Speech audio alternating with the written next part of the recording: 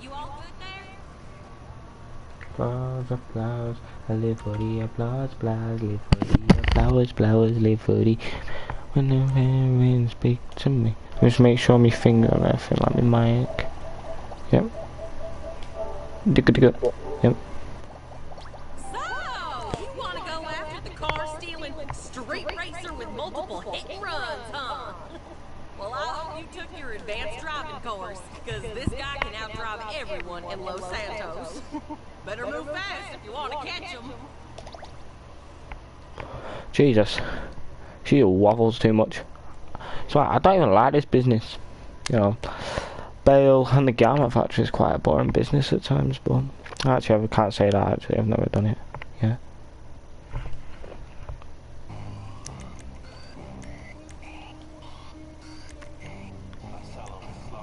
Can't even afford all ammo. Tell me you broke, fuck, tell me you broke, eh?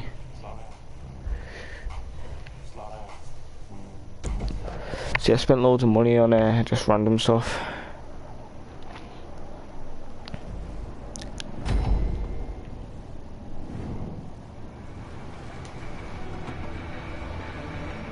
Actually, we don't need this, I'll do this. So Omar Garcia can't sit still for more than 5 minutes. The plan is to hack his life into your profile. Please tell me it works. Figure out where to catch him. No? You calling for some wheels? Oh, phew. Johnny on the spot. I'll hook you up. You remember that big police chase they were showing on the news a few weeks ago? All the cop cars were flying into the ocean and shit trying to catch this crazy guy. Well, that crazy guy was Omar. Yup. Stole a convertible off the display in the diamond. He drove straight through all the poker tables and out the front door and straight through the valet. It was bad, Parker. But an hour later, there he was on Cinematic, posting a million pictures from in between a stripper's tits. Hey, from what I hear about your driving though, he's about to get humbled big time. Oh. Not if I keep doing that.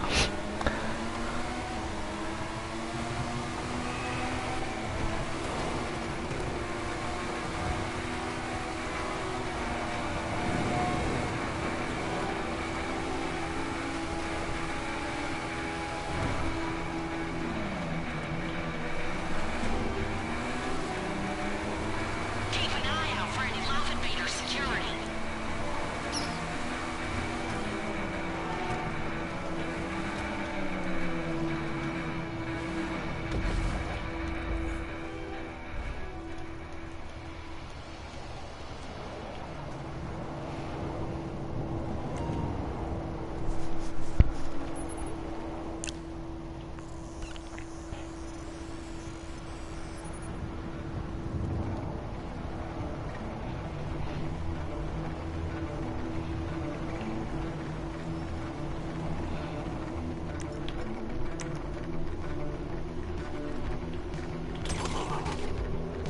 Okay, there should be servers in the building that hold everybody's account information. At least I think that's how it works.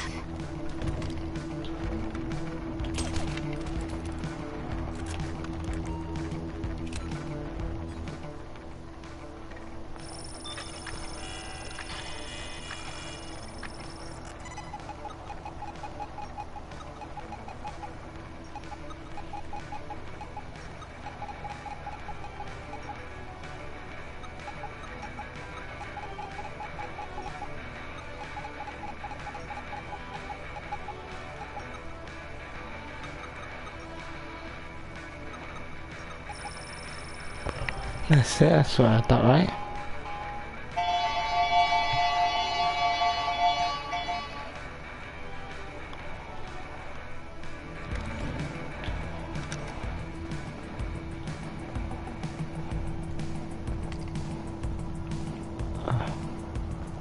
They're not on a PC tower, aren't they?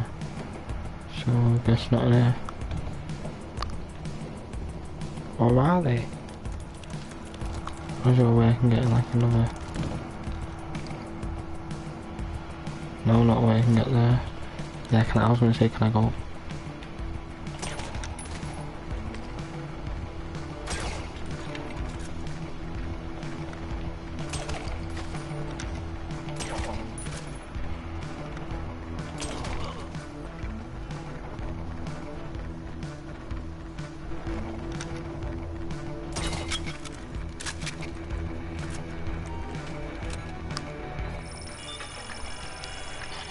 Again.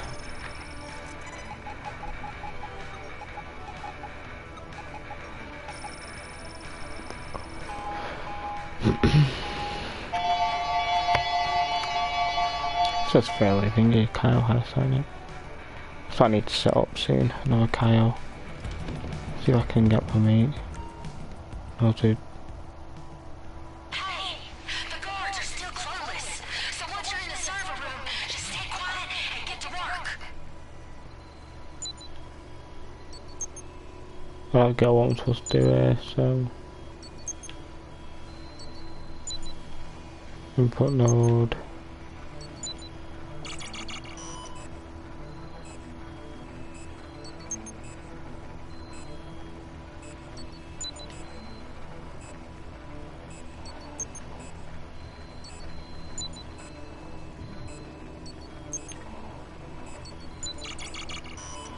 Really?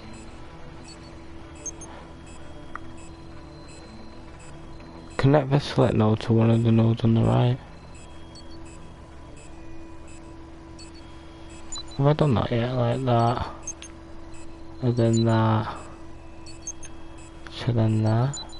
Actually no, let me try.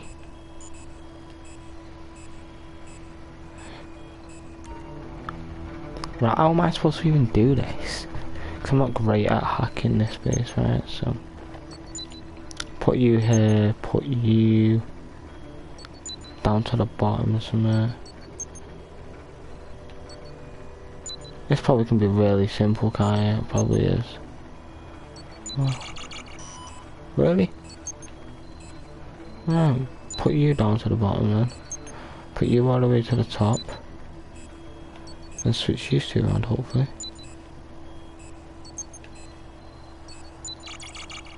Right, well there is one side, eh? Right, we all know that down to the bottom. So you're probably across. No, and then you're probably... Wait 1 minute. No! I meant to... Oh, fuck off. I was gonna reset it again, innit? Right.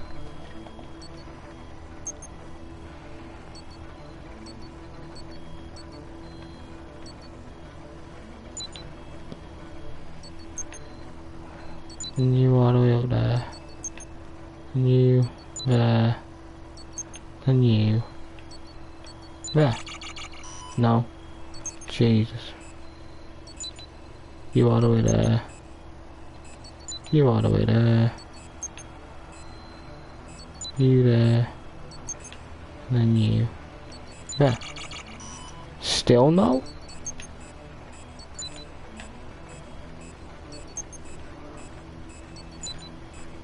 You there. You there. And you there.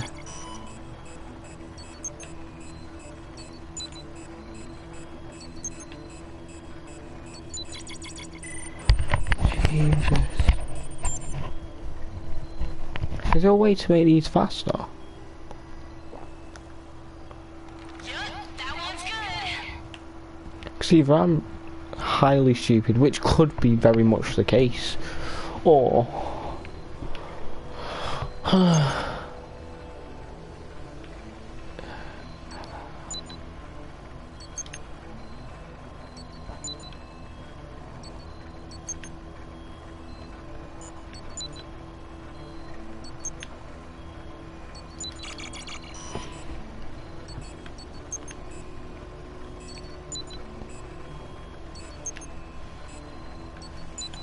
that goes there, and that can go there. Right. I think I've tried that. I don't think I've tried this yet, have I?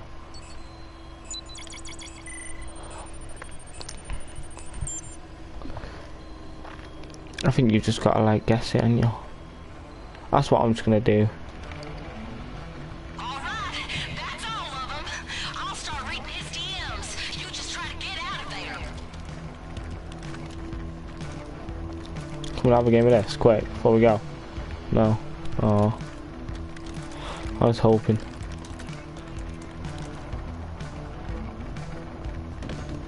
Why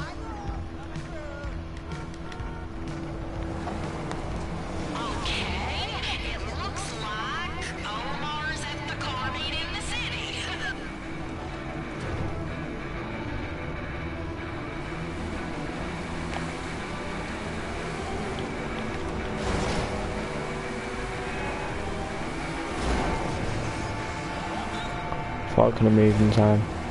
Couldn't.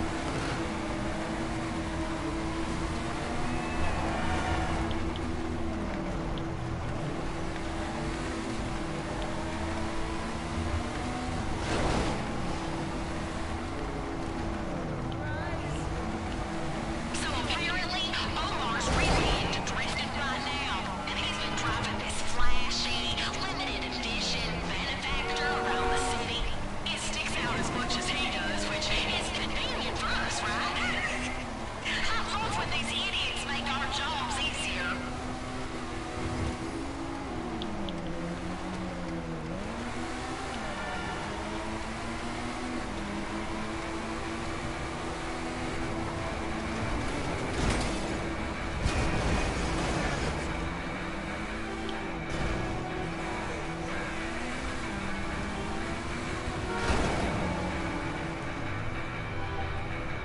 I thought it used to be a thing where like if you do that, it does.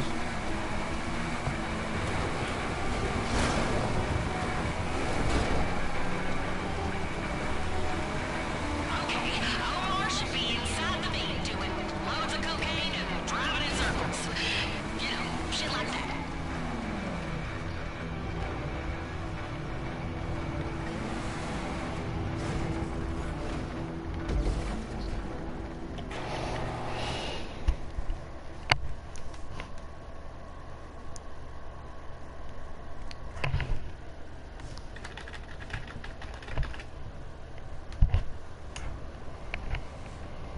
Can you get into the test track?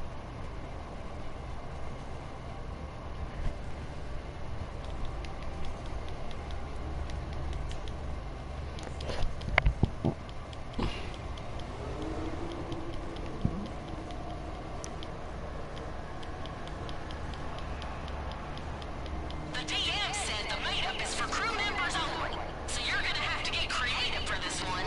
Find a way in there. Sorry, bro.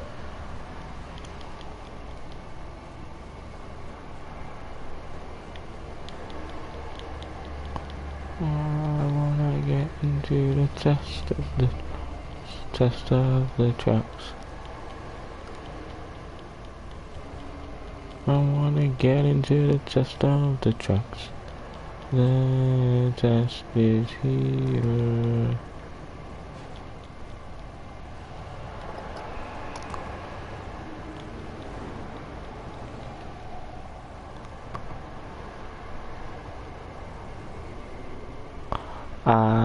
It's gonna be like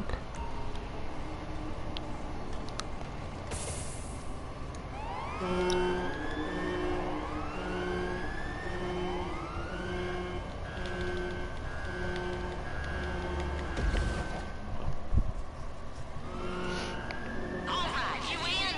Omar should be driving a new benefactor.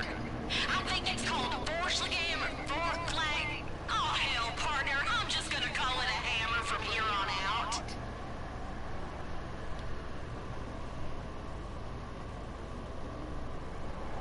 Your best bet is to grab a car and ram him off the track with it. Speak his language, you know?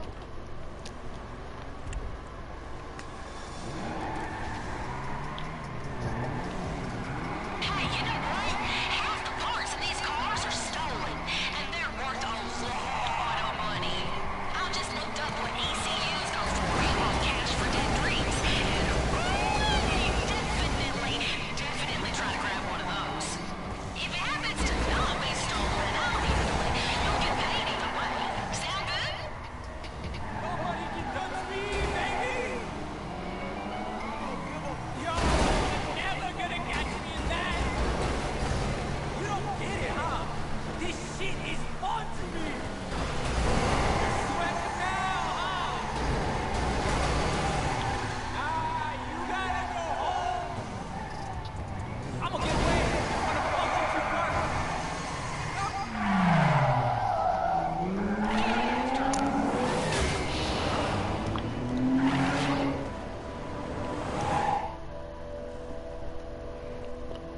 I know out of there. No.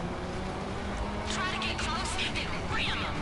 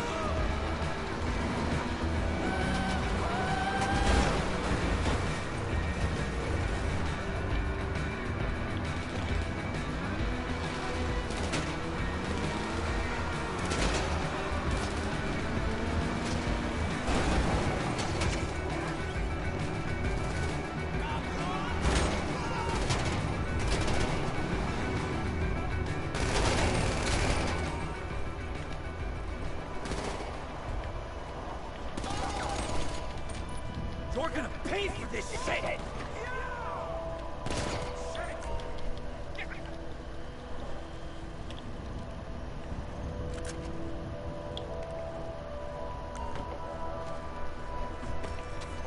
Get the fuck in now, bitch.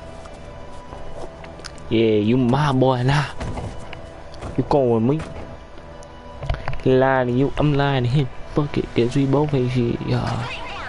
Yada yada yada yada yada yada yada. Finds a way to take off.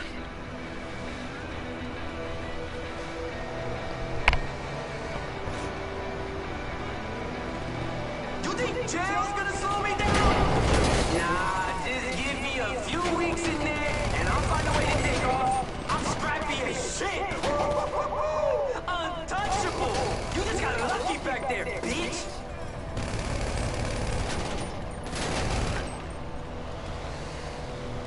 I'd shot both of them.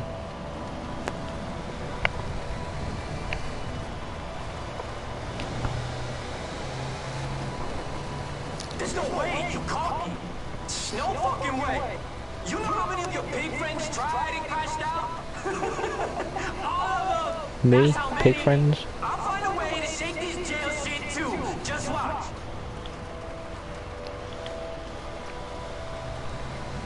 Ain't no one of these fucking...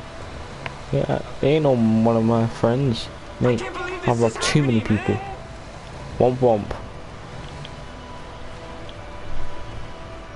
I don't know who's paying you, but when you get your check, you better put a couple G's towards my car. Nah, I won't, you know. Money. Right, he's secured. I will not do any of the other ones because they're not worth my time or money. Not worth the money.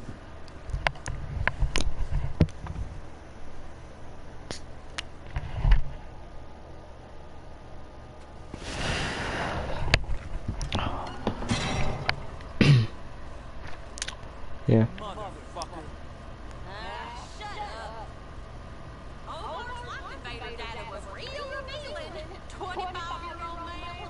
Like, freak fashion and, all that. Take it easy. Right, I'm not gonna do it anymore. I might go and do... Because I don't really do... I've not actually done anything considering the garment factory yet. I bought it. But... And I've seen the opening cutscene, but that's it. I've not even started any other things, so... At this point... Why not, innit? Slightly over there, innit?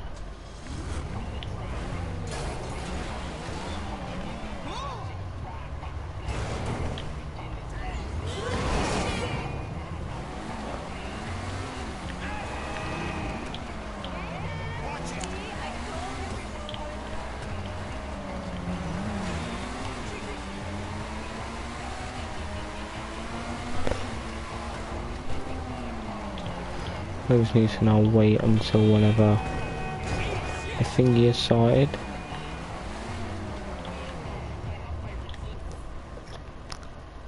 I think this is supposed to give you... I think it's annoying in story mode you're able just to walk in like anything, but in this you can, which is quite annoying in my opinion, but you know, womp I guess. 1 minute, let me just check my phone a second. Look. Oh wait. I've got a bit of money in my safe actually. Shockingly. Don't even know how I don't get how.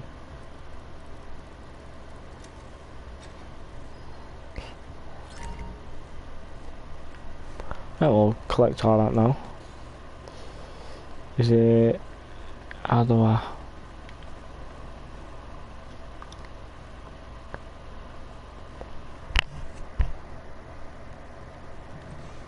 The only reason I even bought, the main reason I have had this place though is because of the upgrade to the terabyte we can have.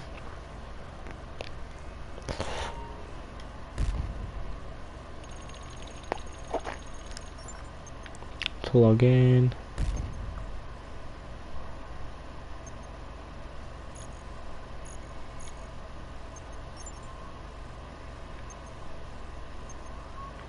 I kinda got it on her.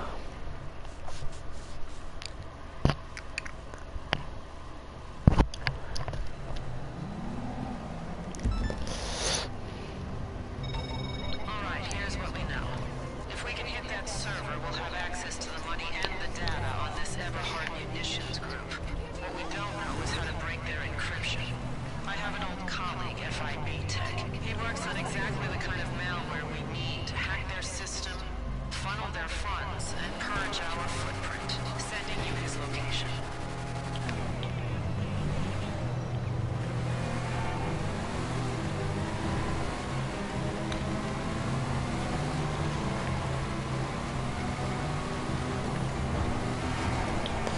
If you saw the thing freeze a minute, that was not just you, that was the game. Don't worry though, because as of hopefully Christmas, I should have new GTA PS5 version downloaded and everything, so yeah. Because at the minute I am on PS4, but I've got a PS5. I have got a PS5 which I'm using on Christmas.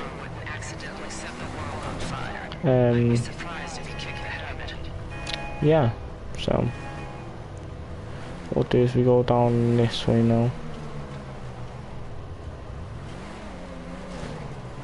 Come out here, jump down here.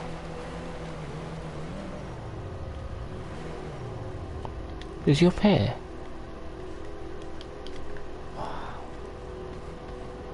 Don't even, no. Really? That don't matter. Pops up with a thing of where you are, doesn't it? Where my car is anyway.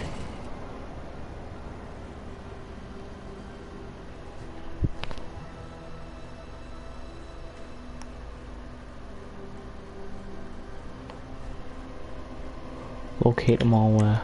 Right. Oh yes. Oh, I thought it could be in this fridge.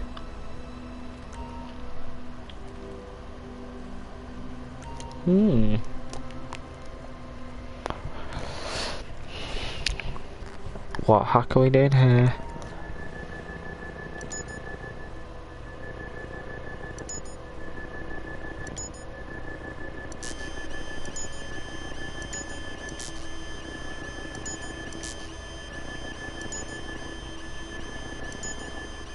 Ain't no way one mistakes.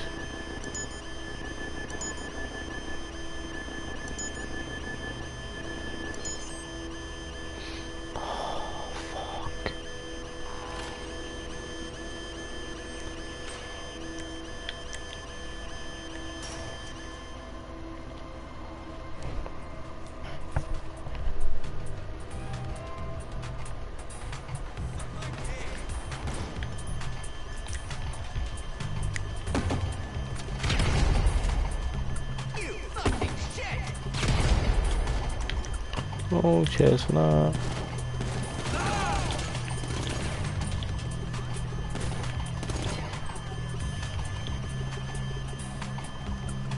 Well,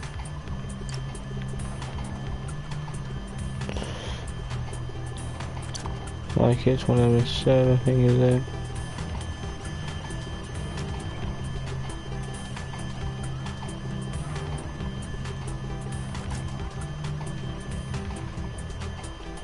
I don't even know what it looks like because I've never done one of these before. Ah, there it is, right, so it.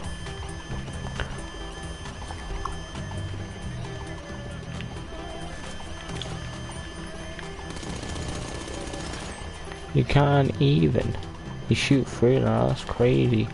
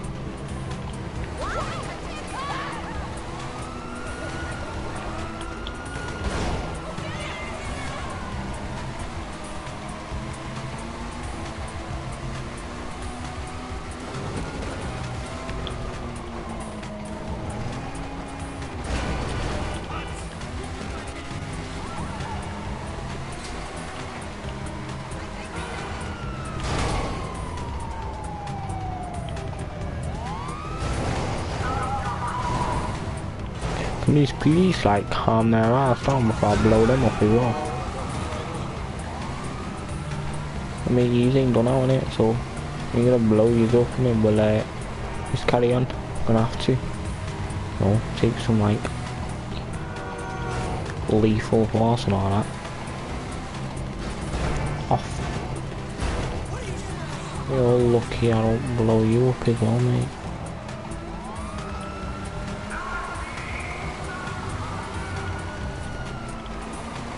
Trying to make me pull a Paul Walker around it. Jesus.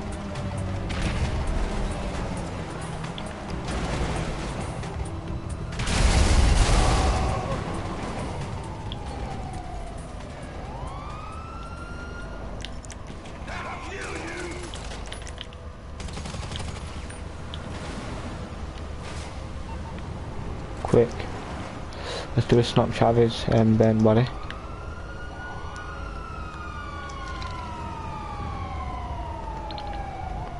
Mr. Jody. Picking up LSPD chatter. You got cops on you? Drop them.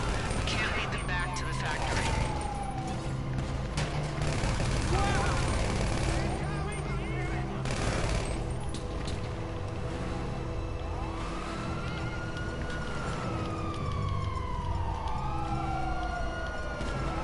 One second, guys.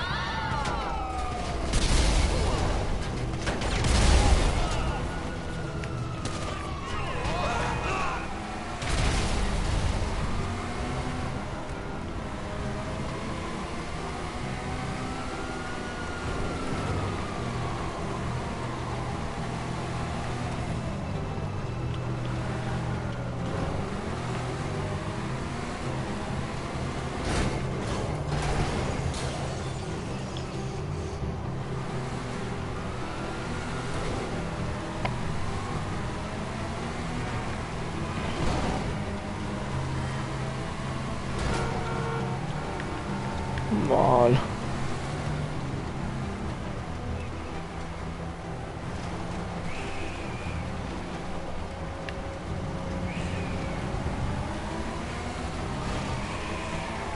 Pop.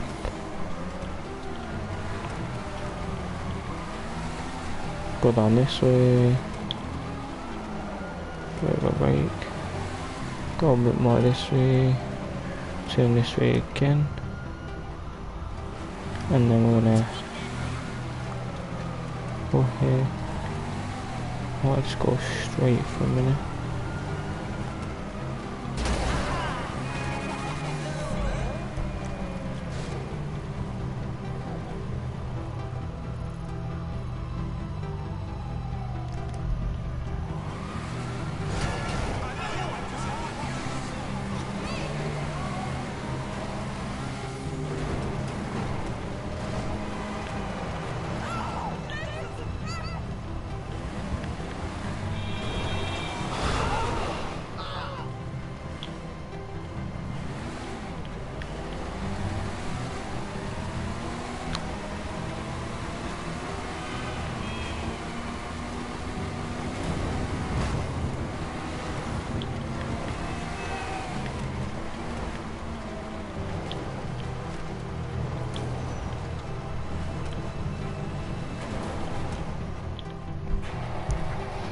I don't even care, I'll just get stored there at this point. I want to wait until I start it.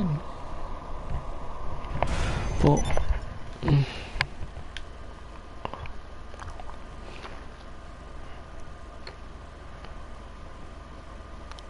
is that it? Or have I not finished it yet? Ready to piss off every major authority in the U.S.? I'm always ready. The RC signal is pinging, charges are ready, malware's packed. Got you the full break-in kit. Let's get to work. Well, might as well accept it when I picked it already, Anna. Woof woof. Boom boom, buddy.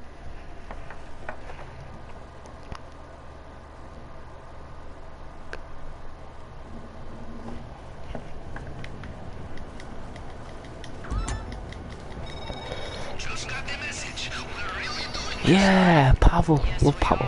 The RC should be pinging a signal to your phones.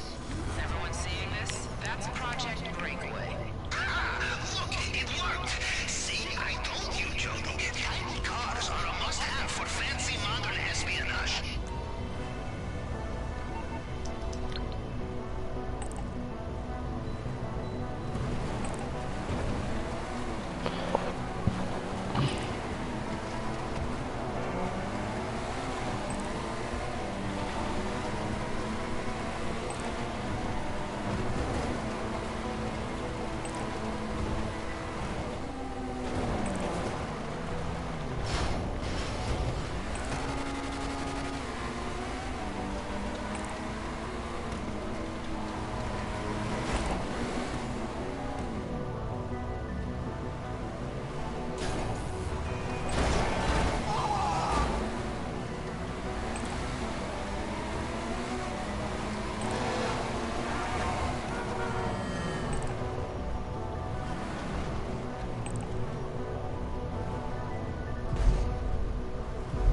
Project Breakaway could have all kinds of protection from the groups it funds.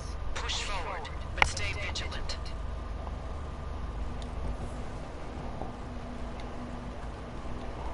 What, like, can I go up there and do it?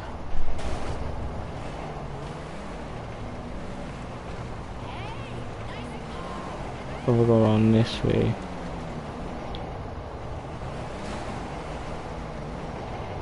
Oh yeah, I think it's down. I think.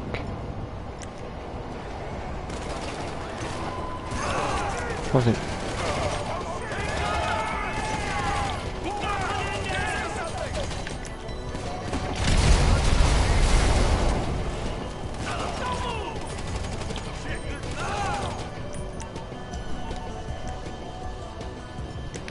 One second, this can come with me. I didn't know it was that way. I'm stupid. I am stupid. Well, I said by Charles Leclerc. Ferrari F1 great. But not as great as the Michael Schumacher. Go there. You stay there. I've already destroyed.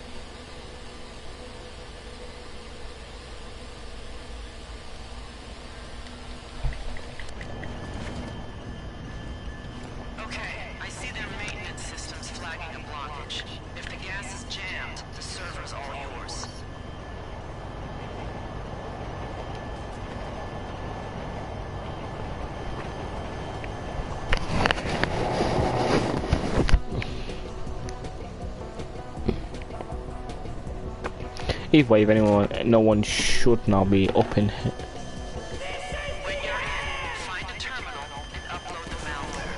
Might be a fraction of what they have reserved, but I've set up a burner account to receive the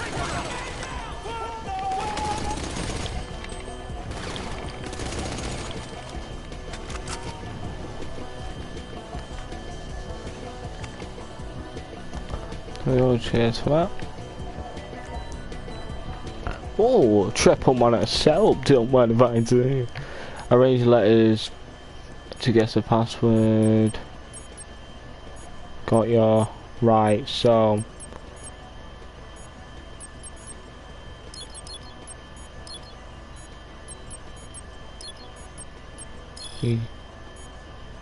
but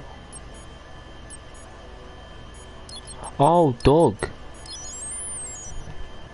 I'm not good at them sort of like I've always been shocked in my English, so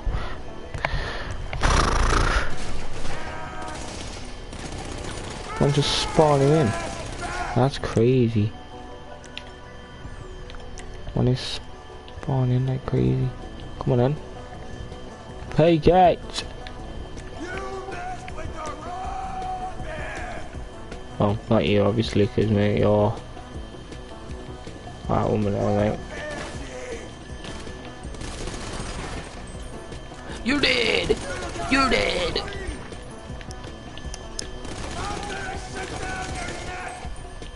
It's a bit weird, mate. Bit dodgy. Wouldn't be doing that to men, mate. Oops.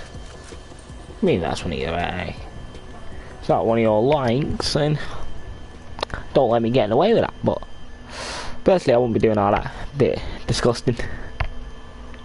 Uploading. That's it. Malware's pulling the data and shutting down the system. FIB, IAA, Eberhard Munitions. Is there anyone whose day we did not ruin? You know, I could smile. I really could. Now grab the hard drives and get out. Already got interested buyers on the line.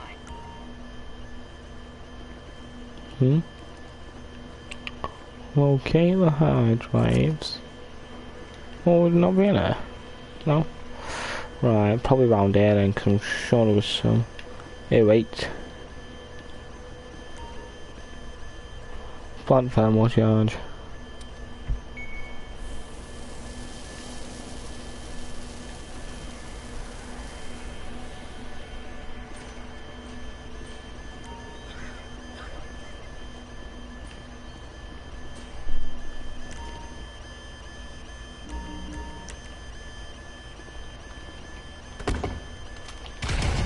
Oh.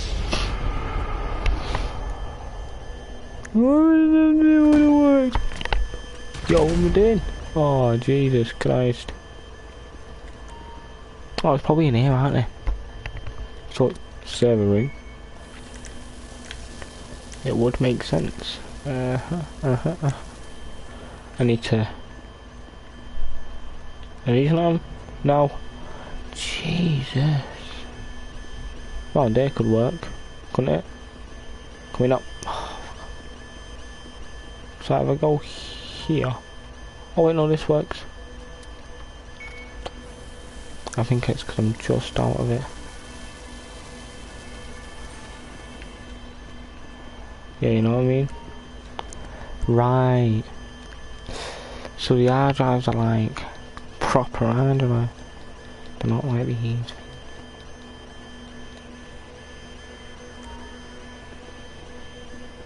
Heads up. Security's responding to the alarm. Get those hard drives to our guy.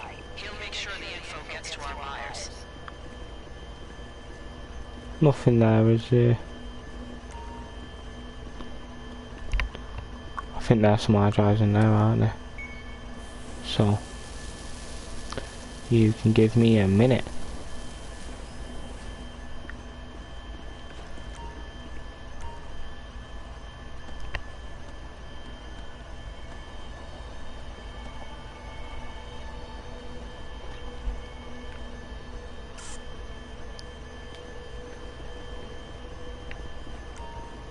Let's see if they all have like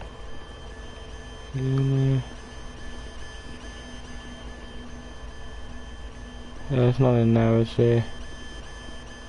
No, I've already been in there, right? Yep, got ya.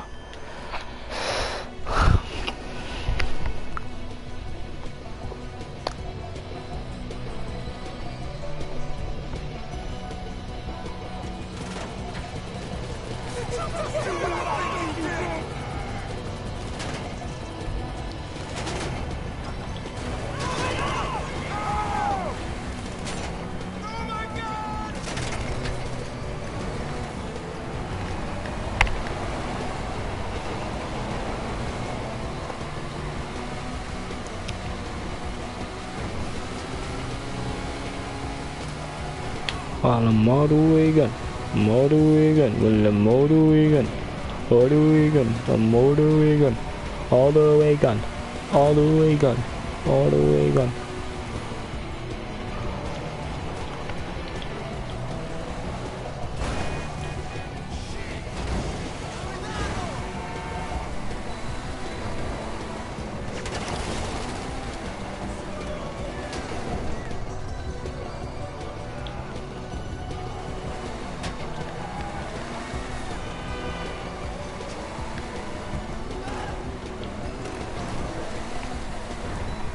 I think for Christmas Day, right, you know what Rockstar should do?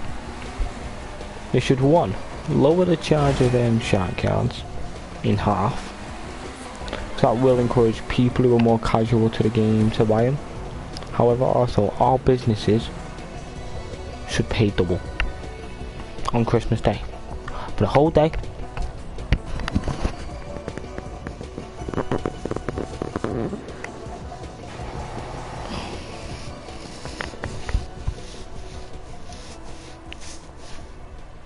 Over the week, actually.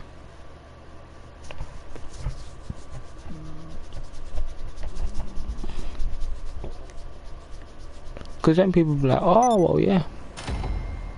File complete. What black box? Alright, I did not know you can get all that as well. So, oh, you got. That's how I got that extra money. I was like, what? No, let me just check something now. Let me just double check, make sure I can do a hyper. Alright, yeah. Yeah, 'cause I clicked that, didn't I? Oh, I'm an absolute melon at times. Right, we'll be doing that in a bit.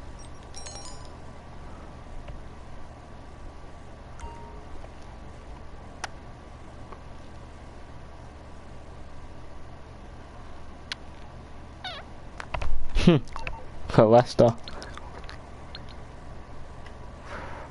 A bottomless margarita on one hand, receipt in the other, old factory. Receipt for the old seller factory in the other. I should have guessed it would have ended up in your hands. Just about everything in the city has. Nothing beats retirement though. P.S. Georgina says hi. Aww, that is beast, you know. That is sick. I like how they've carried on his story. That is amazing. I love it. Well done.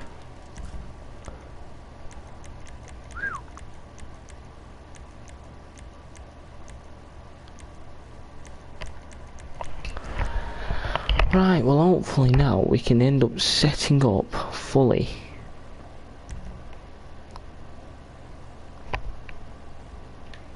What I might do then is, while we've got this delay, is I'm going to take out my terabyte.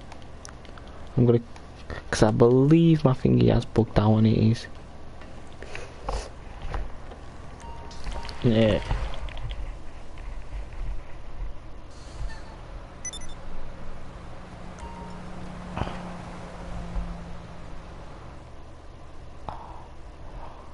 There we go. Cheers for that. Oh no, it's still in there. That's what I wanted anyway. Right, well, I will need to do all that soon. I don't do that unless it gets thingy. Source cargo.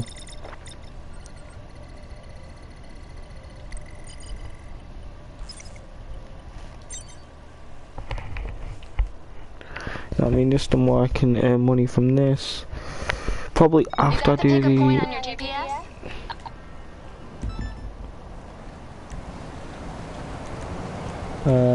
service vehicles, terabyte, Quest Press Mark 2. It's Crest Road for some reason. Don't matter.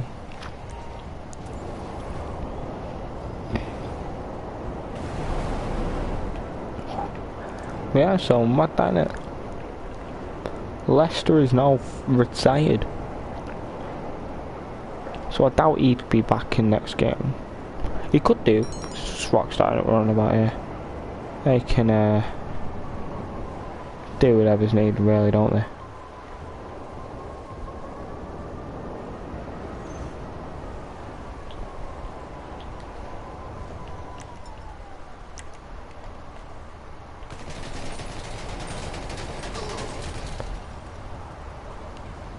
Cheers for that. Manage vehicles, change personal storage. Cheers for that, guys.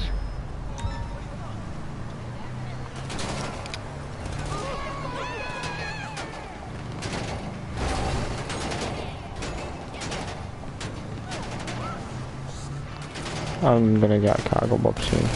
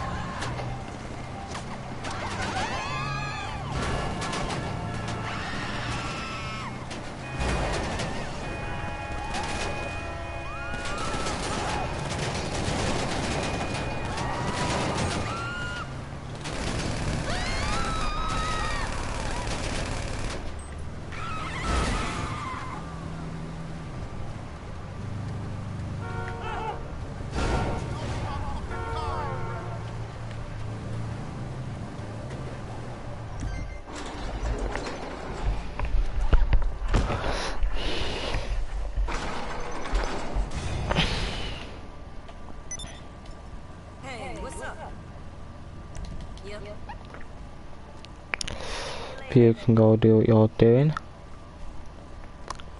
Thank you. Oh, only girl in the world, like I'm the only one to hear a command, like I'm the only one you'll understand.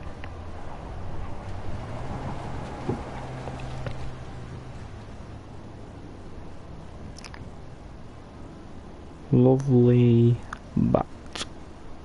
Now you know I'm gonna do.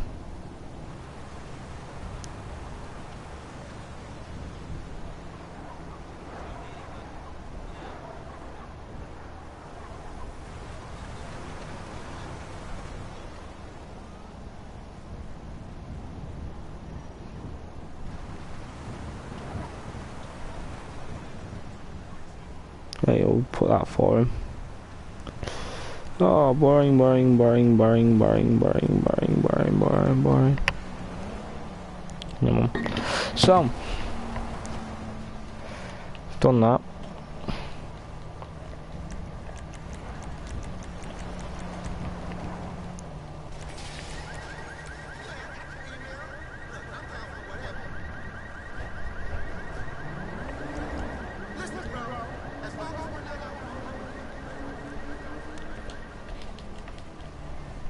I know one old property I still don't have.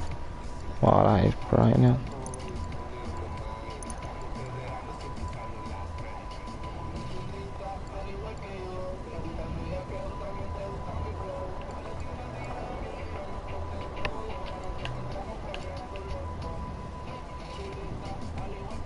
I have one of them.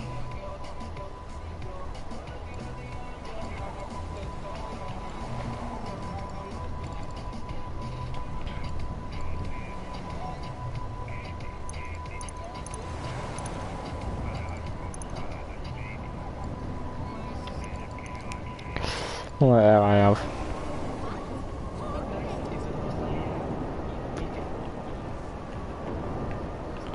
And then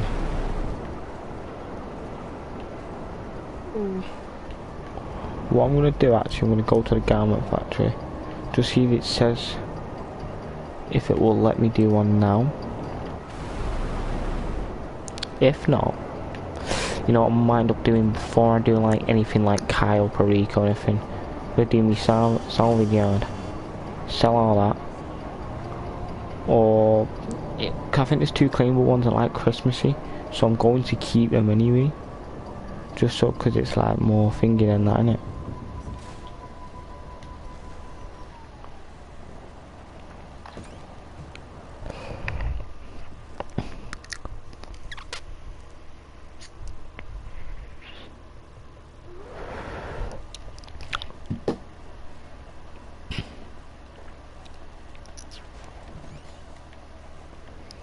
If it lets me do it, I'll just grind out this thing. If not, I'll probably do a card on that. Do one of me things. Got a dark aircraft suspected of smuggling out of state. I'd bet money on IAA involvement. If we can get the black box as proof, that's valuable collateral. Stolen art, reported missing by the San Andreas Gallery of Modern Art 4 years ago. We're gonna recover it. Big hit, no kickback. What's the owner gonna do? Call the cops? The piece was taken from Sagma Storage 4 years ago. Thought we'd lost it for good till I received a tip about a black market auction. I'll do that and that and that. Primary person of interest is the buyer Ray Trotman, mogul, philanthropist, and now, according to his bleeder, art connoisseur. It's a valuable piece. I say we find it and pay it forward. Our target? His penthouse. Tactical break-in. We'll need a chopper we can burn, EMPs to shatter security, and scans of his retinas to bypass spaceship. Nothing I know you can't do.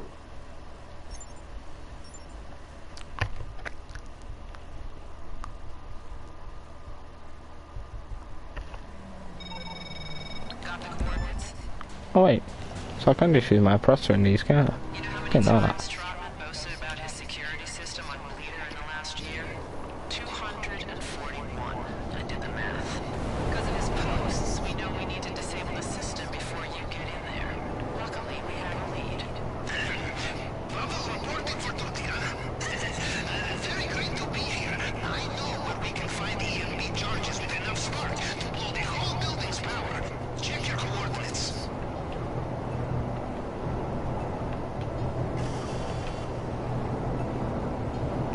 It's great having Pablo though in another DLC. You know what I mean? But can't wait for GTA 6. It's gonna be clashing on, isn't it? It shall be amazing.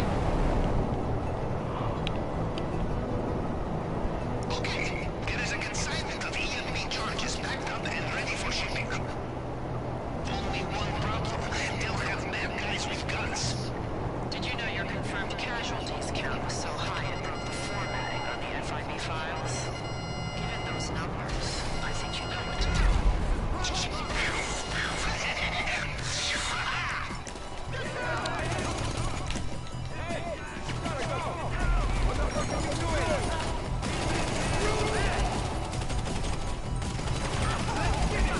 So dead now.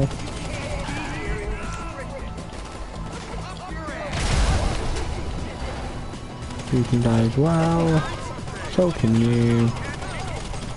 And so can you. Goodbye.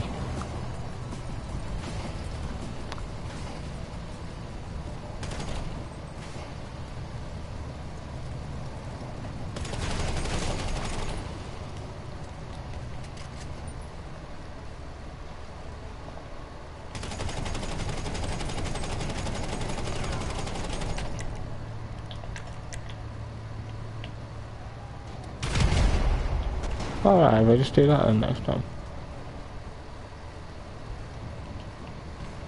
Can I open it this way? No. Obviously I can't.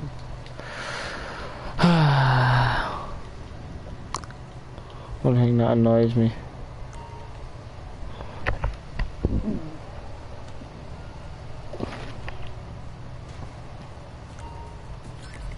Thank you. You guys. Once you have the charges, bring them to Jody and shake off any followers. And like my cousin Sasha says, it is better to grudge pursuing ill than to let ill bite your ball.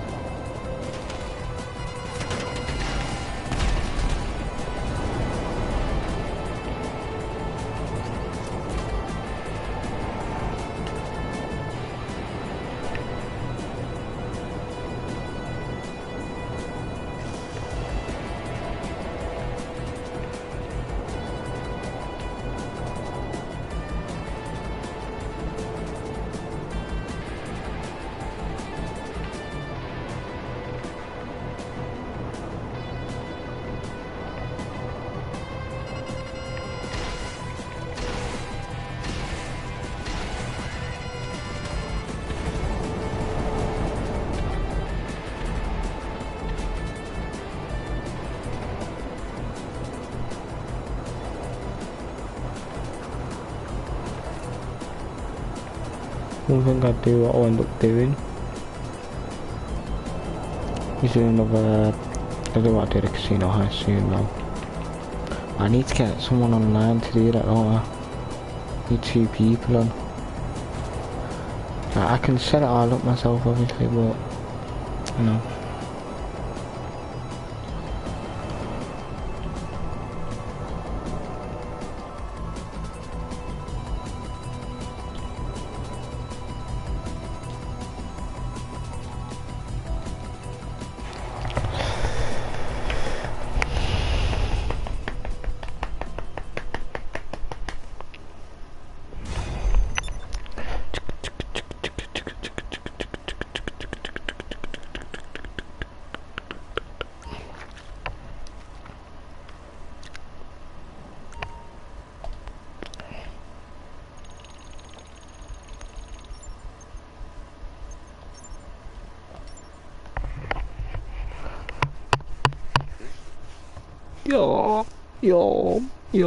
Yo.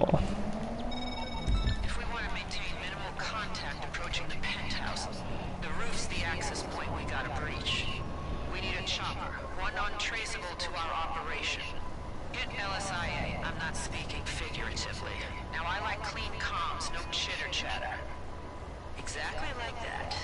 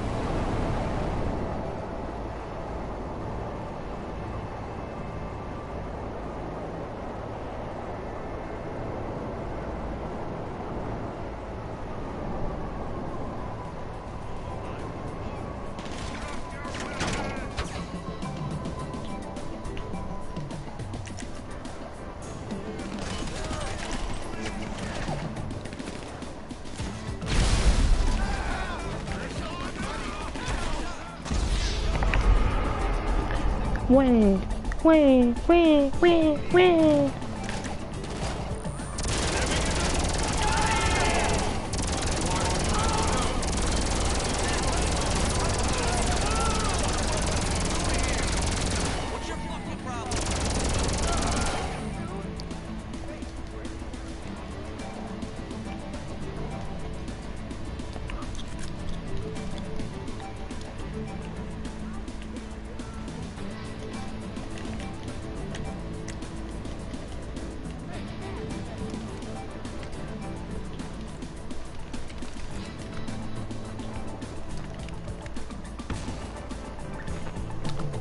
I love Los Angeles. I'm on their comms. Hangar's on lockdown. There should be a bypass system in the rafters you can short circuit with enough force. Once you see it, hit it hard with whatever you got.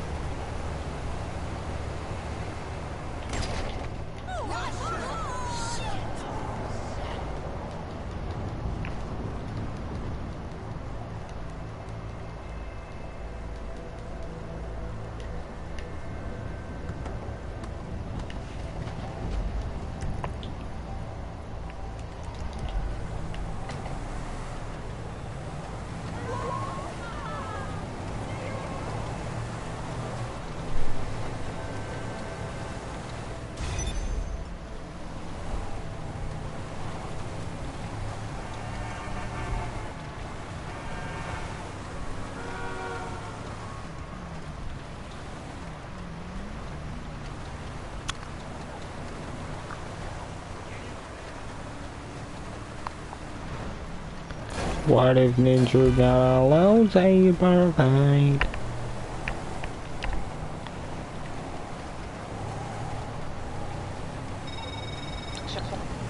And I got issues? I really think so.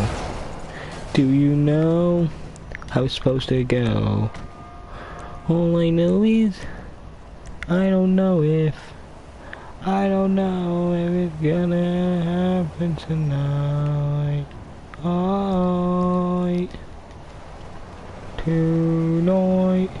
Tonight. All I knew is happening tonight.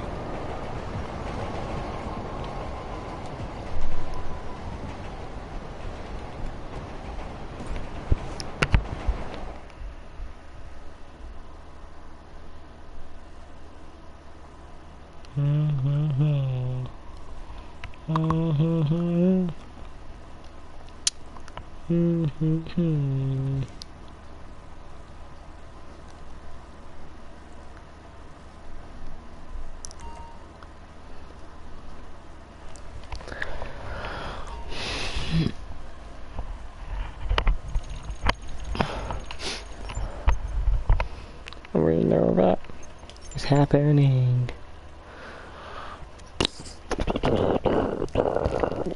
On a mistletoe. I've sent you coordinates. Got them? Alright. I thought you'd be able to source a surveillance drone from a contact of mine, but she told me she's more interested in doing work with billionaires than against them. I made the counterpoint that she's a spineless IAA pencil pusher, but my point was not well received. I sent That you new her players have a really bad habit of Still doing the them, best and option, but not you all have of her these are permission done by or new not. players. This might Some be of them better are for veterans us. still make these If it mistakes, doesn't but go new well, players guess are what? players for making these Used to mistakes. call that the informant's paycheck in the FIB. It really hurt their experience to play this game, and some of these mistakes can even hurt other players' experiences. So here we go. Let's start the video. Top 5 worst mistakes that new players make. Starting off this list, 5. Contact with the team. If you are a new player, you're most likely going to start off with contact with day 1, and they're pretty simple. A lot of the people simple, especially the lower rank. And it basically requires the problem is that it's still one team, and a lot of people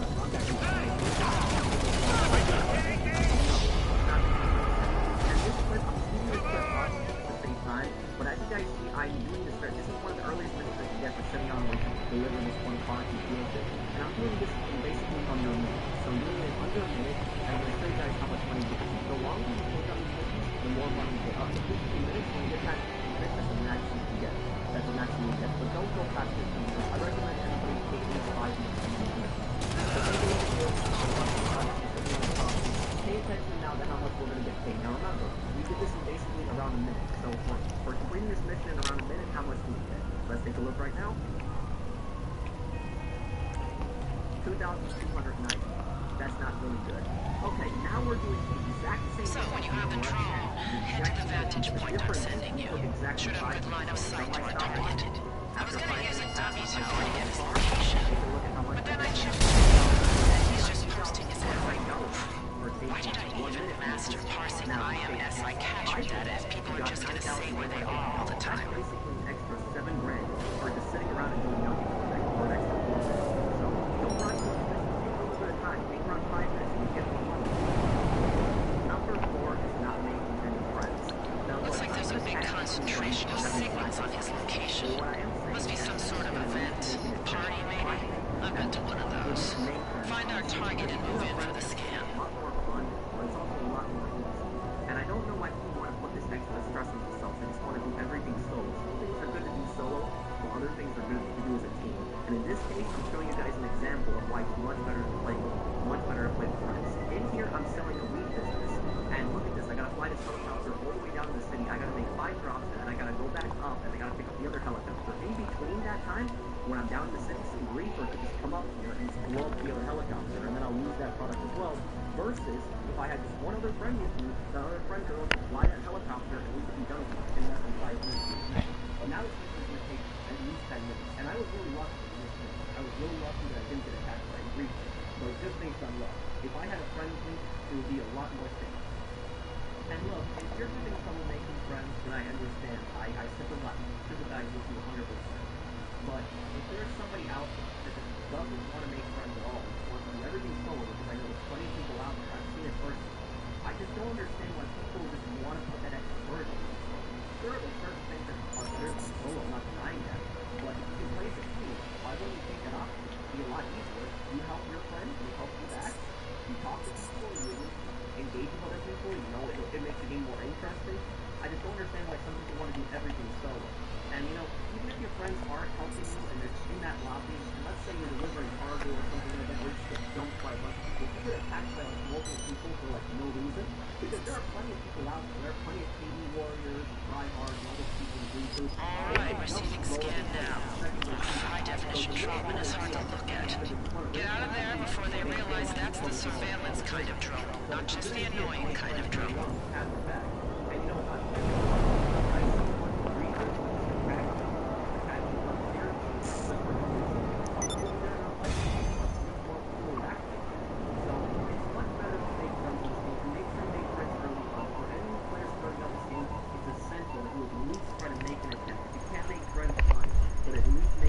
This is it. Choppers in position, charges are checked, and facial recs primed. When you're ready, let's get to work. I get that and all, but the thing is, before I even made my YouTube channel, before I made it years ago, I would play GTA Online all the time, and I had plenty of friends. I always made friends, I helped them. I would see another person in the lobby doing CPO crates, and I would ask them, hey, do you need any help with that? This is it. And they would invite me. Transport's ready and waiting. Pavel, you there? How's the signal? Clear as a whistle, Jody.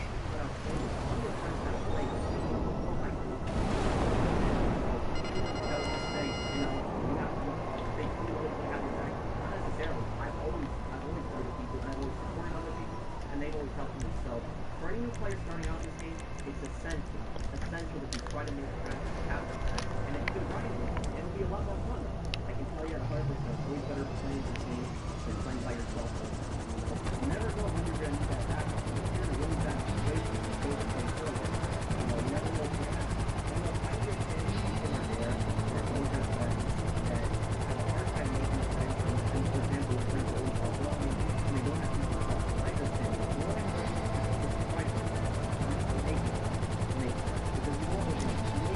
Once you land, head straight to the service room above the penthouse. It will take some jigging and poking with your hacking device to get inside, but that's where you'll plant the EMP charges. Security will be patrolling. Any trouble? Take them out. I have chills.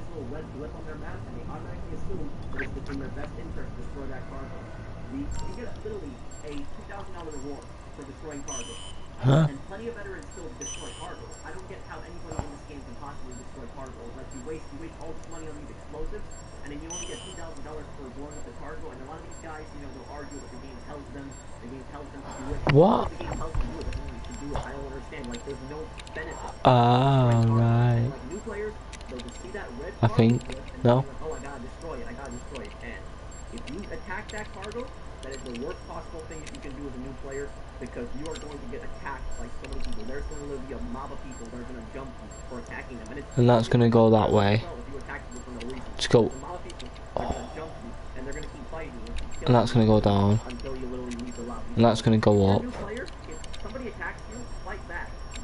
to avoid fighting other players for no reason. Don't do it. It's I think that's it. I recommend new players try playing It took me a bit of time to quickly understand that. I'm not saying you're not going to get attacked in free-game lobbies, but it's a lot more common in auto-aim. Auto-aim players are just a lot more aggressive. So if somebody attacks you, then fight them. But other than that, if you're a new player, you're level 1, you're going to have less health than average. You're not really going to have access to the best body armor. You're not going to have access to the best weapons. Don't start fights you can't do, because you are going to get destroyed by much higher Once you've levels. detonated the charges, the building will go dark. You should have night vision goggles in your pack. Use them to find the maintenance hatch. It'll drop you straight to Trotman's penthouse. It happens to any kind of player, but it most often happens to new players. And here I'm showing you guys a perfect example. I'm doing this entire mission stealth, and this happens often in the stealth mission. I keep doing stealth missions on heist, because this almost always happens. And my friend Deadpool at the end, he intentionally fails. So he intentionally fails you at the end, so you don't get annoyed at him. But he's just showing you guys what can possibly happen. So take a look at that. I pretty much wiped out all the guards, and then he got caught, and it failed. And looking at my character's eyes, it's exactly how I feel. I'm just so annoyed. This happens all the time. If you can't do stealth, then let other people on the team do stealth. I don't know why some people just rush in, and they just don't want to rush Remember in, to don't steer want to risk clear going of to EMPs before you if detonate. you're not willing You to don't work want with your the night team, then you vision should to not be playing blow. heist at all, period. And here we have another example. This Death Star guy, he ranked 82, and this guy proved my point. Here's what happens. Me and my friend, we did Series A. We got all the way to the finale. One guy per squad left, and the finale without him. And we got a new bit here just to test, a little test, to see if this would happen, and it happened. And here when we do the cuts, is exactly what I'm talking about. As you guys see, I gave the random a 10% cut. And it's not to be greedy. I gave the remainder of his cut to my friend. I didn't take it. But what these new players need to understand is that if you join in the finale, don't expect to get the same amount as everybody else. Because take a look up there. What these new players don't understand is the leader setup cost $40,400. The heist leader has to pay for the heist. The heist leader does not get paid for the mission. The art piece should be in Trotman's man cave. It's a glorified panic room with backup power. So I've calibrated your phone to pick up any frequencies coming from the entry mechanism. Probably a hidden switch. Follow the signal and then over an entry point. Trotman has his own security on site, so watch your six. At the very end, on the finale, do not expect to get the same kind of cut as everybody else. That is unfair to the rest of the team. My friends here, Philip and Deadpool, they were on this heist since the very beginning. They did all the setup missions with me. It took us like basically around almost 2 hours to finish all the setup missions. More like an hour and 45 minutes. But close to there. So these guys, they were with me since the very beginning. And then this guy joins on the very end at the finale. Why did he get the exact same cut as them? That's not fair. It's not fair. It's not fair to Philip. It's not fair to Deadpool. Remember, when you encounter the rig system, we're prepped. Fingerprints, hack the scanner. Retinas, scan the image I sent to your phone. So if you join at the finale, at the very end, and you need help any of the other setup missions, don't expect to get the same kind of cut. It's not about money. It's about effort. It's not fair to the rest of the team when you join on the finale and then you're demanding to get the same amount as everybody else when you weren't there for the other setup missions. And just as I predicted, this guy couldn't handle a 10% cut. And 10%, he got 50,000. That's 50 grand for just doing one mission. That's really good, especially for a new player. You get paid $50,000 for one mission. What are you complaining about? And just as I predicted, the guy left right here and he wasted our time. And this happens all the time, where these guys just leave the lobbies, they'll be unreasonable, they won't listen to the rest of the crew, and they'll just be messing up the heist constantly. And I'm not saying all new players are like this, but this happens with notorious new players on heist. And when you are a new player and you join a heist, you're most often going to get kicked because people are going to assume that that's exactly what you're going to do. Because new players have been such a new Once you're in, heist, grab the and they piece basically and anything ruin of value you can see. Jody, I did not know you had the light fingers. You should plan more 3D plans sometime. You need grade of demolition charges. Redistribution of stolen goods does bolster the economy. Get together and they'll waste it on cosmetics. A pressure plate, neat device. I get out of there if I were you. Looks like it triggered something, but I don't know what. The elevators run on a backup generator. Get to the basement and take whatever car you get to first. We need you out of there. What? That was...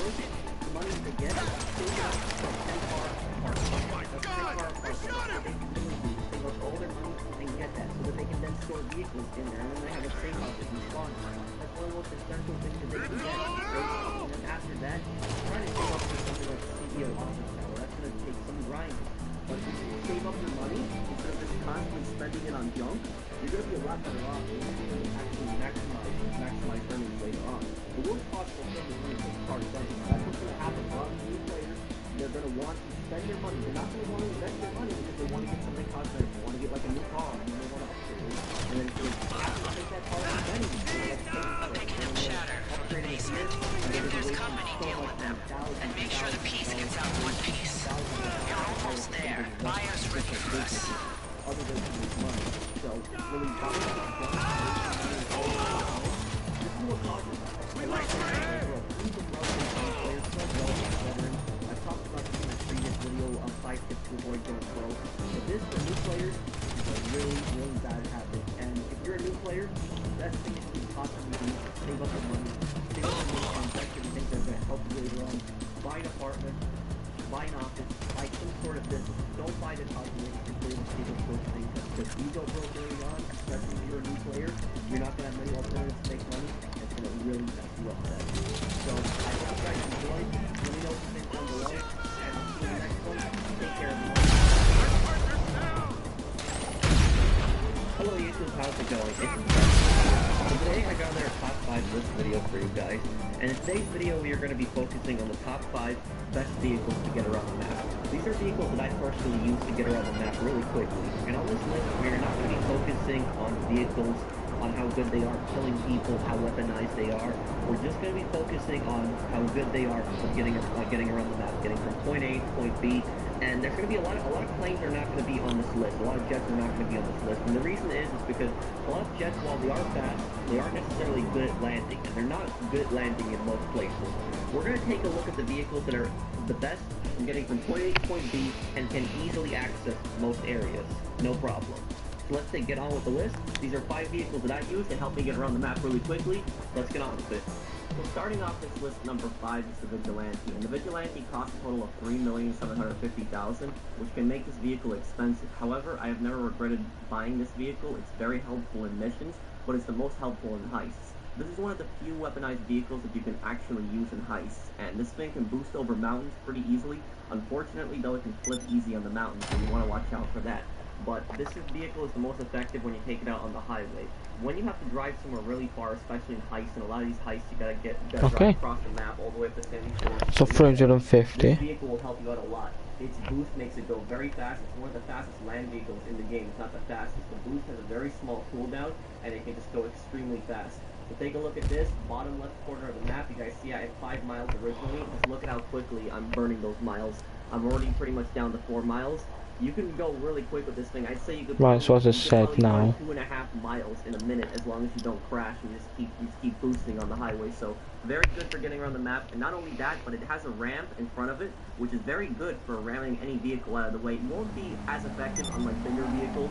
With smaller vehicles, you can pretty much push out of the way. So anything that's bothering you, it'll slow you down a little bit, but you can also push it out of the way just to get there faster. So you don't really gotta worry about crashing. The one bad thing about this vehicle is it's pretty big and it's wide. Its handling isn't the best, but it's very fast.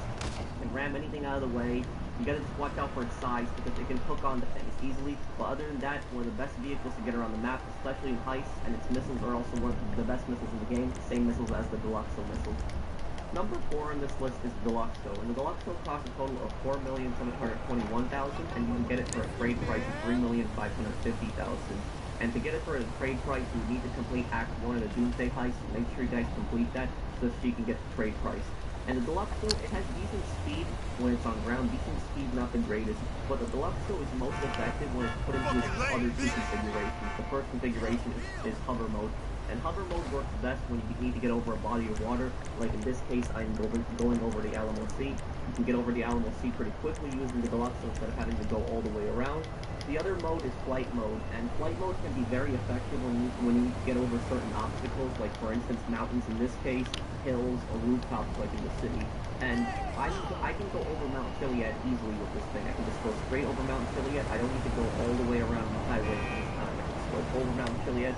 Unfortunately, the one bad thing about this is that the speed isn't great on its flight mode, but what is good is it's a car. It goes from from driving, hover mode, to flight mode. It also can't pull up. Can't pull up or can't pull down easily. But you can fix this by getting out of flight mode. If you're high in the air and you want to get down, just get out of flight mode and then just activate flight mode at the last second again, and you can easily descend. So you can pretty much get over obstacles with this thing. It's a car, you can drive it from point A to B, and you can also fly it. So you can easily go from driving mode to hover mode, flight mode, and in this case, you guys are taking a look at this, I want to get over these buildings right here. I want to go to where I just put my marker. So instead of having to take all these side streets going around, I can literally just fly over these buildings right here, fly over all of this, go straight towards the target instead of having to take all these different routes here, and I can just get out of flight mode here, go into driving mode, and just get there. Easy. Deluxo also has the best missile you can use to pretty much hit any target, so check out the Deluxo. I think a lot of you guys will find it useful. Number 3 on this list is the Molotov. The Molotov costs a total of $4,788,000, and you can get it for a trade price of $3,600,000 if you complete 18 resupply missions in the hangar, so make sure you guys complete those resupply missions in the hangar, because you can also make money from that, and you can get a discount on this jet. And this jet, I know what a lot of people are thinking. They're thinking this jet is not good at dogfighting, it doesn't have great missiles, and it's really overpriced. It is overpriced, I agree in that term. But this thing, what it's best for is getting around the map. It doesn't have the greatest agility, doesn't have the greatest weapons, but this jet is the best plane/jet that I've seen in terms of getting around the map. And the reason is because this thing is faster than both the Laser and the Hydra. It's faster than both of them. And this thing is also great at landing. The Pyro is faster than the Molotov, and the Pyro has better agility. But the reason that the Molotov is on this list is because the Pyro is harder to land and it's a wider vehicle. This thing is smaller, and as long as you have it fully upgraded, you can pretty much land it anywhere. Even a beginner, even somebody who doesn't have much experience with aircraft on GTA Online, they will be able to pretty much land this anywhere. This thing is very easy to land. You can even land it in the tightest spots ever. Take a look at this part here. I'm going literally at full speed in the city, and I can pull up my wheels, and I can just land easily on the street. Even in this traffic, I can try my best to avoid it and land anywhere. Dirt roads, streets, even on rooftops if I want to. Pretty much land anywhere with this thing. This thing is great. It doesn't have a hover mode, but lands almost just like a hover mode. And again, remember, it's faster than the Laser and the Hydra, so this thing, you're not going to be killing people with it, you're not going to be dogfighting people with it, but you want to get from point A to point B, you one of the best vehicles to use. I love using this thing to get around the map. Usually fly at the shore, fly at the bay, to land anywhere. Even on Mount Chiliad, I'm landing right here. Yeah, I thought so. Easily landed on Mount Chiliad, and also at peak takeoff. You can just take off in most of these spots, even if you get into a really bad position, you can pretty much take off this thing easily. It's so crazy that I can even land on top of Maze Bank. You really try, you really know what you're doing with this thing, you can even land on top of Maze Bank Tower. I've been able to land many aircraft on Maze Bank Tower and many planes or jets. It's one of the few exceptions that I can actually land on top of Maze Bank. So you guys should check out the Molotov, definitely. Again, not going to be great for dogfighting, so if you're going to be looking for this vehicle to push into work, not really the greatest, but if you want to get from point A to point B in like a mission, this thing will help you out a lot. Easily land anywhere, no problem.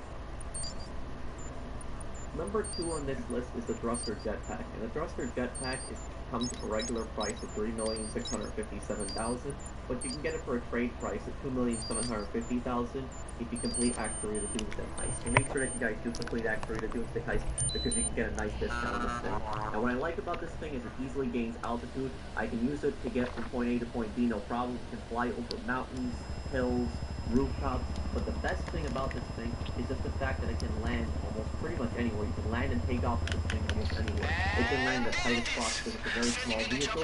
You don't gotta worry about this thing getting hooked onto something, like when you're flying a plane, a helicopter. You always gotta worry about that getting hooked onto something like a pole or something like that. This, you don't really gotta worry about that. And you can hold L1 and R1 to go into straight mode, which gives you really good agility.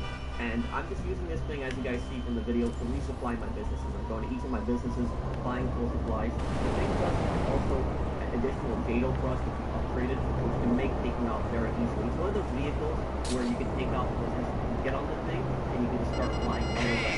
Other vehicles like helicopters, planes, jets, you gotta wait a few seconds for the engine. But this one, you can take off anywhere, and you can pull up and take a look at where I landed right here with my map lab. I went underneath that pole, and above it, when a helicopter will be able to get to that specific type of area. So make sure you guys check out the thruster, it's very helpful. And also, one final thing about it, you can spawn this thing with the mechanic. I forgot to mention that you can spawn this thing with the mechanic, and I was very surprised that you can actually use the mechanic to spawn this vehicle. I actually thought when this vehicle was first coming out, I thought it would be kind of like the special vehicle for Smuggler's Run. But this, you can just spawn right in the straight front and just follow the mechanic. Simple. Before we unveil the number one best vehicle for getting around the map, we have a few special mentions. The special mention number one is the Hydra. The Hydra came out with Heist update in March 2015, so it's not an older vehicle. It goes for a regular price of $3 million $50,000, but you can get it for a trade price of $3 million, which is completely what you made last year. And the Hydra, you can spawn on prototype, you call it through Pegasus, it can go, and it can go to hover mode. It can land in most places, but the hover mode isn't the most stable thing. The other special mention on here is the Buzzer with Maximum Adapter. It goes for a price of $1,750,000. I personally recommend that everybody buy it. It's not that expensive, and it will help you the most with CEO. If you're in a CEO, you can spawn the squadron no matter where you are, even in the worst location, it'll spawn somewhere around. Even if it won't spawn in front of you, it'll spawn somewhere. It'll spawn even on dirt roads in the countryside, even when you're in the middle of nowhere. It won't spawn on hills and mountains, things like that, but it will always spawn somewhere. So if you use this to get out of the bad situation, if you're stuck in Sandy Forest, you can't find a car, stuck even somewhere in the city, you can just spawn this thing and still from point A to point B, and it can carry 12 people, easily fly it from the map. In this case, I completed Sightseer in 3 minutes. You can also use this in a motorcycle club, but only the road captain can spawn it, and it costs him $1,000, and he spawns the Buzzard without guns. So everybody make sure to take advantage of the Buzzard. It's going to help you the most, especially if you're a CEO player. This is the best vehicle for CEO work. And the number one best vehicle in the game for getting around the map is the Oppressor motorcycle. The Oppressor motorcycle costs a total of $3,524,000, but you can also get it for a trade price of $2,650,000 if you complete the last two mission missions. So make sure you guys get those mission missions. You can almost get $1 million off this thing. And the Oppressor, oh, where do I start with this thing? It's such a useful vehicle. First thing to know is that if you are in a motorcycle club, you can spawn this thing right in front of you. If you're a prospect, if you're a president, does not matter. You can just spawn this thing. If you're in a motorcycle club, this thing is just so easy for getting around the map. You can spawn it instantly in front of you. You don't even need to call a mechanic or wait for anything. It'll spawn almost instantly. This thing has speed. It has the same similar boost to the Vigilante, so it has almost the Vigilante speed. But the difference between this and the Vigilante is that this thing can fly.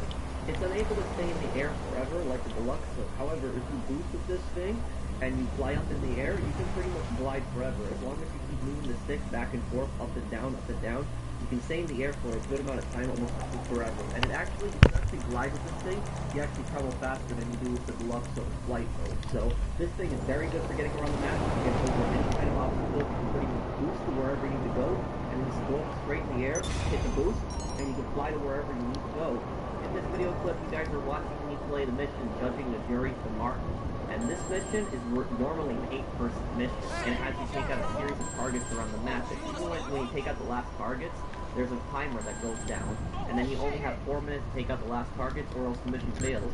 And using the Oppressor, I was able to easily get around the city, cut corners, fly over buildings, and easily take out targets. This makes the speed of the Vigilante, and it's able to stay in the air for almost forever, and as long as you keep flying up and down, on the stick, PlayStation or Xbox, or on PC, you can stay in the air forever.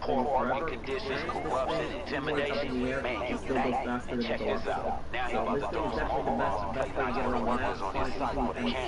Use the boost, fly around, it's so convenient to use. Well, that's all my list, guys. I hope you guys enjoyed. Did I miss any vehicles? Let me know in the comments down below. And if you enjoyed the video, please feel free to like, subscribe if you're new, and enjoyed my content. I'll see you in the next one. Take care, everyone. Shut the fuck out the Gold Coast development stop. And we gon' ice this fool while he's playing construction work for this dumbass show. The stop tank, our client get rich, and we get paid. If we make it look like he died because of some unsafe conditions on his site, makes it even better. Hello YouTube, how's it going? It's Professional here.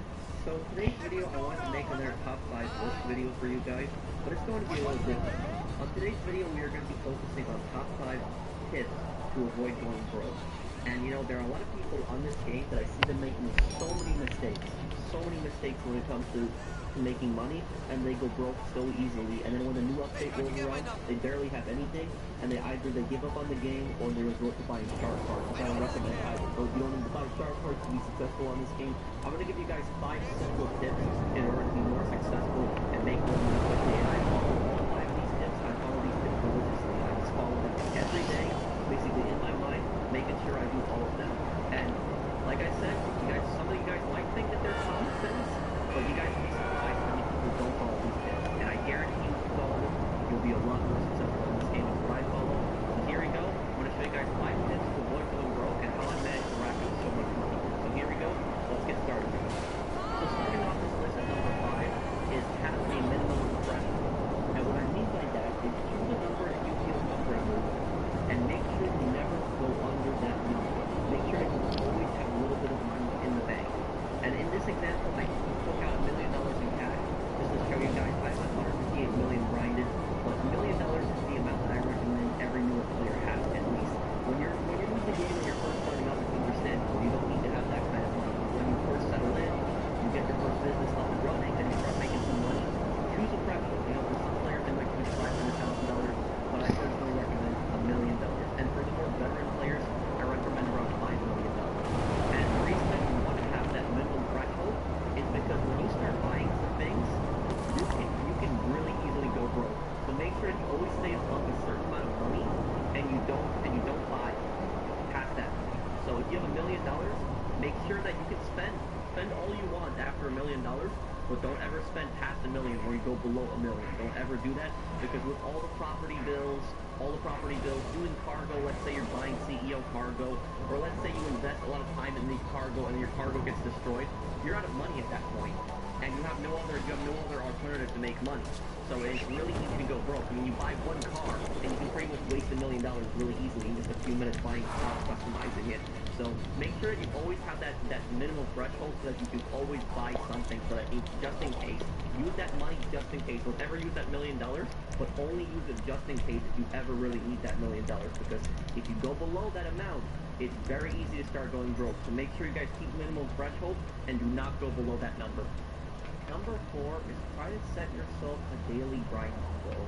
And look, I understand that not everybody's able to play the game every day, but if you get the chance to get on the game that one day that you have off, you have a few hours to play that day, then try to set yourself a goal, a certain amount of money that you want to hit that day, and kind of follow it in a pattern. Make sure you don't go negative, because whenever I play and I spend money in that day, if I spend money on vehicle, on property, then I try to make sure that I get all that money. All the amount of money that I spent that day, I try to get that back. I'm excluding days where updates come out, because on updates I spend a lot of money at once. But on a regular day, if I'll make like a single purchase or something like that, then I'll try to get my money back to that day and make sure I don't go negative, so I can basically end the day with the same amount of cash I started it, or even more. So try to set yourself a daily goal. And me personally, my daily goal is $2 million. That's the amount that I do. And I know a lot of players are going to think that's a high amount. That's because I combine the MC and the bunker with import-export together. You don't have to go really high like me. If you want, go around 500,000, 750,000, 600,000, $1 million.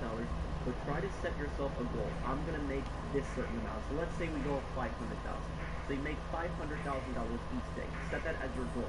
So that basically you can keep adding up money. You can keep stacking it up over and over and over again, kind of like following it in pattern. If you follow the goal and you keep making the goal every day and you keep going positive, you're going to have a lot of money, and you're going to be able to save up a lot of money. And the advantage of that also is that you're going to be able to estimate. Like, if I follow this pattern in a week, if I get $500,000 every day, in a week I will have this much, and this much. And then when a new update comes out, you'll have plenty of money to be able to spend it on that update. That's what I always do. I always set myself a goal, and then when the update rolls around, I have plenty of money. And in this case, I'm grinding CEO work and CEO challenges with my friend, and it's double money. So we're taking advantage of that, and we're grinding a lot of it. And we really hit our goal right here, and pretty much hit around $2 million at this point. But that brings me to my next point, which is take advantage of event weeks. Not every single event week is going to be a good week. Certain event weeks are going to be really bad ones, like, double money on certain adversary modes. Those aren't really great to grind out. But certain event weeks are also going to be really, really good. Like, for instance, the event week that we have on right now, double money on CEO and MC missions, that's great. And in this case right here, I'm doing a salvage challenge with my friend, and then I'm going to split the money with him that I get from it, from inventory cash. But if you're doing a job like this, normally each checkpoint is $50, and then it goes up to $500. But because it's double money, each checkpoint is $100. And you guys saw me doing Headhunter earlier. Headhunter, instead of being around 22,000, was 44,000. sites here around 43,000, and double money on all the CCO works. And you know Just what? use online anyway. Have an event week, and because we're able to make so much money, I'm Right, gonna friends. and I'm gonna make much more money than I normally do.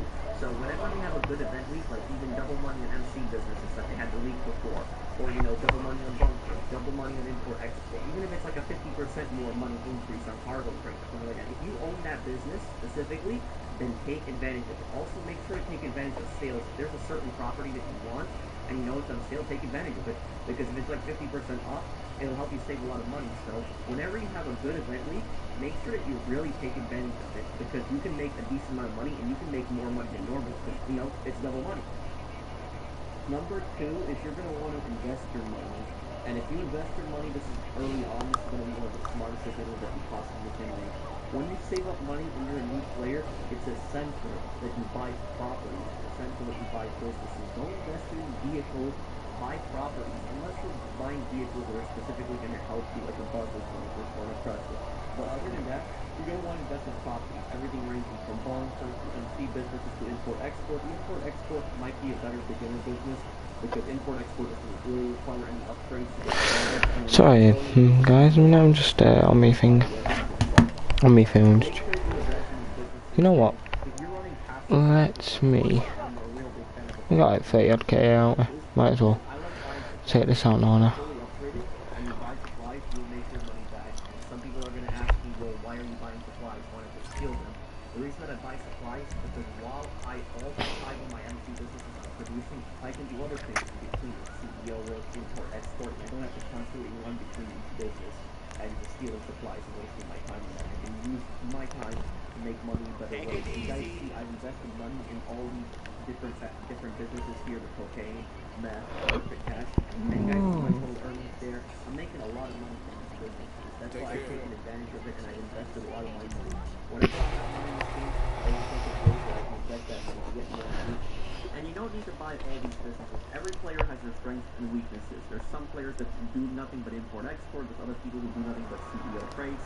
There's people who do nothing but chamber and so forth. And then there's people who also do all the businesses in combination with one another. Me personally, I like the MC businesses and the bunker. But you don't have to do it necessarily the way I do it. Pick the business that you like the most. You want to start off with a business early on. You want to buy some kind of business. Save up your money. The best thing that you can get early on is get a 10-car apartment. Make sure you get a penthouse, 10-car garage, so you can store some vehicles. I recommend stealing some early on vehicles and then buying 6 cars when you have the money. But make sure you buy a single office tower. That's an investment you're going to want to make early on. It's also a good investment. And then after you get that office tower, try to work on some businesses. So even if you don't do certain businesses and there's like a sale on them, why shouldn't you get them? It doesn't hurt. So if you can spend money on another business and then you have another source of income, take advantage of it. That's why I bought all the MC businesses in the bunker, because I can just buy supplies for all of them, and then I can, while they're all producing, I can just do other things in the meantime. So a good player, they'll know how to take that money and then invest it to make more money. And also, the investments are not just in property. You can also invest money in vehicles, you know, like a Buzzer or an Oppressor or a Deluxa or a Hydra. These vehicles, they will help you make a ton of money. So make sure you gotta know where you're spending your money. And a lot of people are gonna say that supercars can transport me around the map. No, the weaponized vehicles can do that also. You're gonna want to think of vehicles and properties specifically that are gonna help you make money. So make sure to invest your money to get money. Before we move on to number 1, I wanted to make a special mention, and the special mention is to sell your businesses in populated lobbies. And I know some people are going to think I'm crazy for saying that, but this was last week, and we were supposed to get 714,000, but we sold it in a 30-player lobby, and we got around 856,000. So basically got around 140 grand bonus from that, and we're going to be making a bigger bonus from cocaine. And the reason that you want to sell in populated lobbies is because there's a 1% bonus. So let's say in cocaine system, 840,000, with double money in this case, that's going to be a 1% bonus per player, 8,400 dollars per player. In a 30-player lobby, that can really make a difference. So right here, we made a $168,000 bonus just from selling in a populated lobby. So make sure you guys take advantage of that. And again, if somebody comes after you, just close your application. That's all you need to do. I like how you have like Christmas trees in there, you know, for Close your application, you only lose a tiny bit. Also make sure to sell with friends, not randoms, and sell in pre-aim lobbies. Pre-aim lobbies, I'm not saying you're not going to get attacked, but generally they're more peaceful and auto-aim lobbies. So you have a lot less risk when they stuff getting destroyed. And number one, don't buy what you can't afford. This rule is violated by so many players, and this is the number one reason that causes people to go broke. There are so many people in this game who just waste all their money. Anytime they earn money, they'll just waste it all at once. And the number one thing they wasted on is cars. And I'm not saying there's anything wrong with buying cars if you want them, but the problem here is that people will take their only money, the only money that they earn, they grinded for, and really just waste it all. They'll, instead of buying one car, they'll buy all the cars, for example, right here, all together, all in one day. And then all the money that they had will be gone. They'll be throwing out millions of dollars. You could spend $10 million in a matter of minutes on this website, for instance. And take a look at how expensive these cars can be. Like $2,825,000, now you're probably going to pour another million into upgrading the car. You should not buy these cars until you understand. Can you can't call fingers. You can call finger now, can't you? And they tell me that they're broke. And they always ask me for help, and I always help them. But what I take a look at is... Thank you for calling. A driver's on the way. No businesses. They don't own any properties. They don't own any warehouses. They don't own an office. They don't own MC businesses, whatever. No vehicle warehouse. They have no way of really of getting money. They don't own any kind of business. Don't own any of the properties. Don't own a bunker, a hangar, none of that. But then, when I take a look inside their garages, I see they're packed with supercars, all fully upgraded. And these So where are we guys, going? they have no businesses, nothing. And No you're cars. dirty. But then, when I take a look inside their garage, they're literally Okay, no problem. packed with nothing but supercars that they don't drive around in, and they just waste all their money on. They take one of these supercars, they drive them around for a few days, and be like, you know what, I don't like this car, and then they sell it, and they pretty much wasted their money. So four of these cars, you might as well keep them. But it's just such a waste that people are just pouring so much money into these cars, and they don't have a business. Do not buy in bulk until you have a stable source of income. When you have a stable source of income, then buy all the supercars that you want and then upgrade them. If you don't have a stable source of income, if you don't have any businesses, and you don't have any properties, you don't have a real way of making money, you don't have a good stable way of making money, and then you blow it on cars, you're going to go broke pretty quickly. I mean, think about this. Let's say that the average player doesn't own any businesses. They're going to be grinding contact missions all day, and then they grind contact missions all day to make like $1 to $2 million, and then they blow that $1 to $2 million they made in the whole day on cars. Upgrade them, they'll buy them and they'll upgrade them, and they'll waste all that money. What they should be doing is they should be taking that money and investing it, buying into a business, a property, a new way to make money, some new tactic. Maybe even a weaponized vehicle, like an Adventure, a Velocity, a Hydra, a Barbie, some other vehicle. Can you buy apartments in like thingy, Paleto Bay? If I can, I'm tempted. I might get a apartment in Paleto Bay. They have this urge, this sensation that, when a new supercar comes out, Dynasty 8. I have to get the Tyrant comes out. That's what people always do. Yo. They take a look at these supercars and they get so excited by them that they waste all their money. Don't buy these cars. Yeah, look, there's like things up here, aren't there? Myself so much, guys, but I've just seen so many people do this, and they just always waste their money on these cars. They never, ever think about investing their money. Whenever they ever get money, they'll sell 111 crates. It'll take 5 to 6 hours to get that, and then afterwards, after all that grinding, when they finally Oh, that's 26k. they'll just blow all the money So, away like that car. 100 odd. So don't buy all this stuff until you have a stable source of income. That's what I do. I always, whenever I get money in this game, I think of ways to invest that money. How I can get more money off the money that I earn. That's the way I always think. And that's why I've been so successful. I'm pretty close. I'm pretty much at 160 million at this point. That's what I've been doing. So this is the number one thing that causes people to go broke. Don't buy all these cars at once. Don't buy even a lot of the air vehicles that you don't need until you have a stable source of income. It's better to invest in weaponized vehicles that will actually help you get money in business that will help you get money. So I hope you guys If we buy that now, this tips and tricks. Let me know what you guys think down below. Give me your additional tips on how to avoid going broke. Let me know what you think, and I'll see you in the next one. Take care, everyone.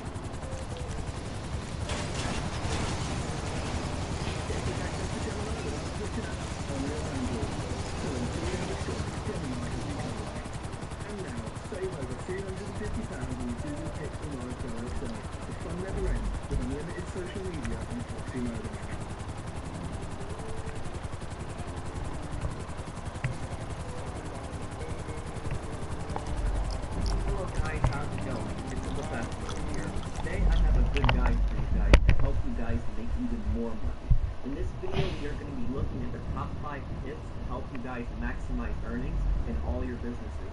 I am going to also be addressing common mistakes people also make. I will point out why they are bad and how to avoid making them so you can really make the most out of all these businesses, especially before the nightclub update comes out. I have found mistakes people make for all of them, ranging from NGO cargo, to tankers, to bunkers, to MC businesses, and import-export. Now, let's get the video started. I hope you guys enjoy. Okay, so starting off, we are going to be talking about CEO crates. And whenever you store CEO crates when you buy them, you're going to want to buy 3 crates at a time, assuming that you want to fill up the large warehouse all the way to 111 crates. So buy 3 crates at a time. And also, whenever you buy the crates, and you notice that the warehouse is not on the map, let me show you guys this. When the warehouse is not on the map, that means that it is going to be a vehicle. It's going to be in some kind of van or truck. The crates are always going to be there. So right here, you guys see the warehouse disappears. It's not on the map. It is going to be in a vehicle. Those 3 crates. If the warehouse is on the map, it's going to be one of those 3 drop crates. You know, where you have to pick up each crate individually. One of my friends, Philip7715, he told me about this a long time ago. I'll make sure to link his channel in the description so you guys can check him out too. But if the warehouse is not on the map when you're collecting CEO crates, it's going to be a van. And this also applies to 1, 2 crates. But you're going to want to be sourcing 3 crates because it's going to be easier. I'm going to explain that right now. And now we're delivering our 3 crates to the warehouse. And the reason that you're going to want to source 3 crates each time is because time is money on this game. And I know some people are going to tell me, but sourcing 2 crates and 1 crate is cheaper per crate. It might be cheaper, but it's going to take you a What you lot need, more. boss? It's I'll get back to it then. 3 crates at a time and just fill up the warehouse as quick as you can. And I recommend that you fill up the warehouses in smaller sections. That way, even if you have those 3 crate drops, you're going to be safe. And even if you have to pick up 3 crates at a time, like individually, that's still going to be better because at least the crates are strong versus having to go to the office every single time and waiting in that 5-minute cooldown. Every time you source crates, even if it's 1 or 2 crates, there is a 5-minute cooldown. And see right here, I made a mistake that a lot of people make. A lot of people go straight back to their office right after they source crates. And they have to sit there for another 5 minutes, or usually 4 minutes. It takes around a minute to get back to the office, but they still have to sit there for that time. And as you guys can see the map right here, warehouse is not on the map again, so it's a van. The best thing that you can do in this kind of situation is go outside and spawn a buzzer, assuming that you have one. It's a lot better for CEO work. And start with Headhunter. Headhunter is the easiest CEO work in my opinion, because you just have to take out 4 targets. You got the buzzer. It's very easy, especially in the city, because there's no other kinds of targets to 12 years older.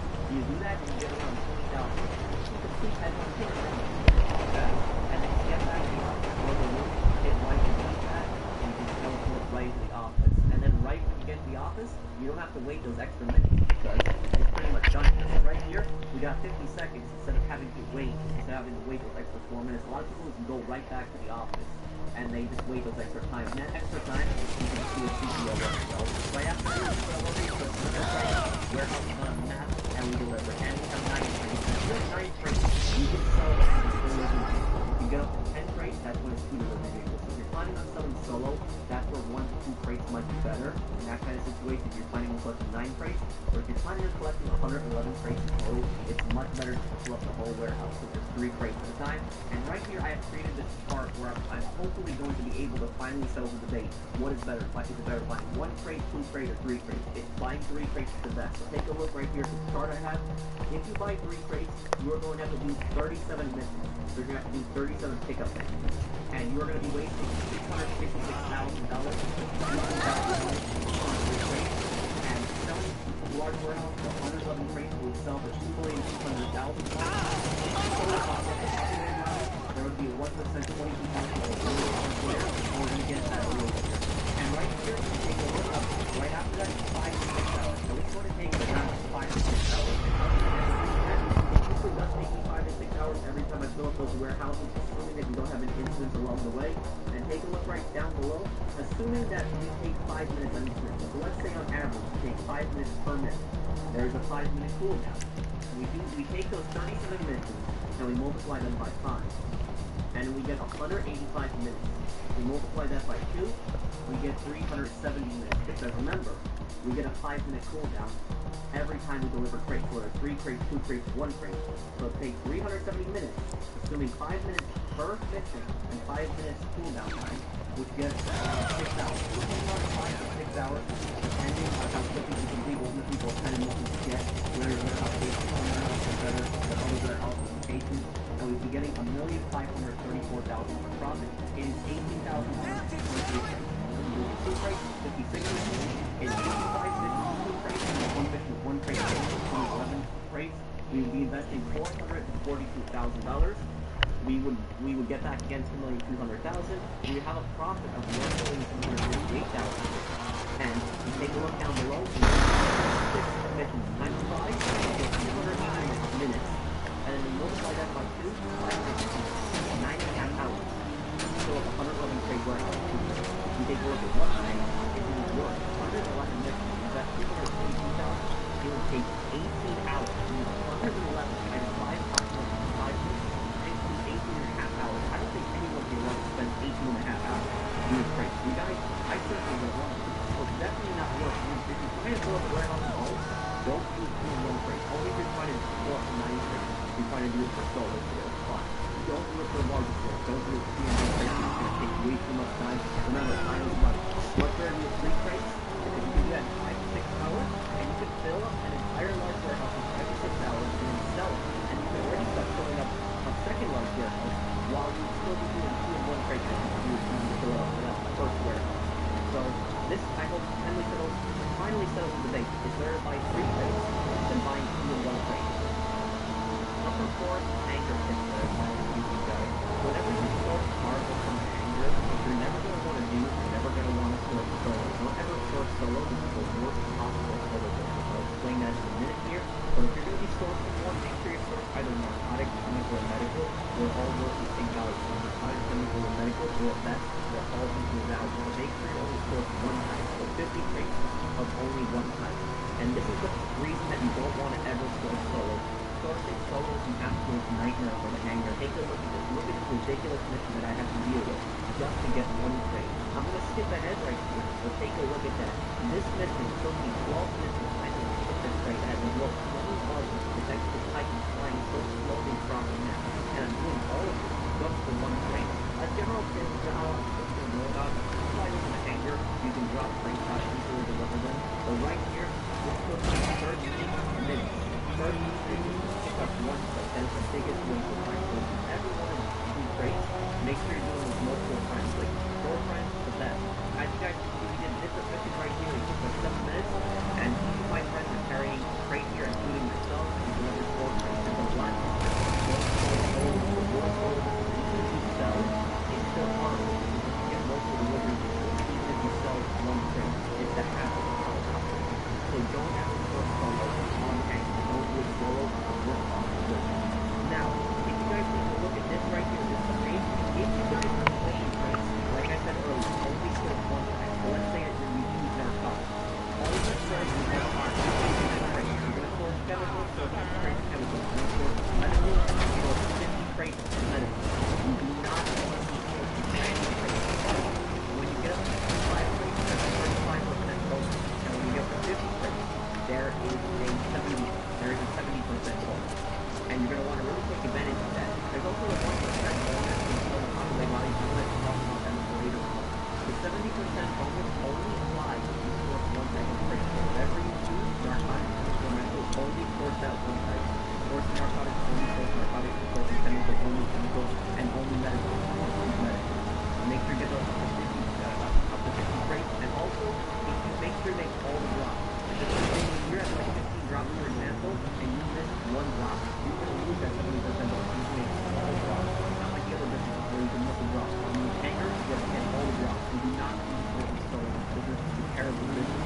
So it's better to wait for friends to do it than doing it by yourself. So avoid hanger as a solo player because hanger will work cost for solo business too. Number 3 is buying supplies. If you want to send the box and have them upgraded, you want to buy supplies. It is more effective than healing supplies. I told you many people heal supplies on a giant waste of time. The reason is because you have to do a presentation for each business, and some of them take really long. And the worst part is, if you're doing it by yourself, you won't even get full supplies. It's just a bar. Buying supplies allows all your businesses to be at full at once, producing at the exact same time. And in the meantime, you can do other activities such as CEO work, import, export, heist, contact work, as long as your businesses are full on supplies before you start those. It allows you to have 2 sources of money. Your business will be producing while you're making money in other ways. it's how I make a ton of money every day. Buying supplies will let you sell your businesses once every day as well. Whenever you sign into GTA, go and resupply your businesses right away. That way they can already start producing when you start playing. Supplies will take 10 minutes to arrive, but will be full. Make sure you resupply them every 2 hours, because that's how long they take usually, and you will easily make them from that. And you'll be able to sell all of them that same day. You can also go AFK on the camera in the business or on your TV in your apartment when you go to sleep or go do something else.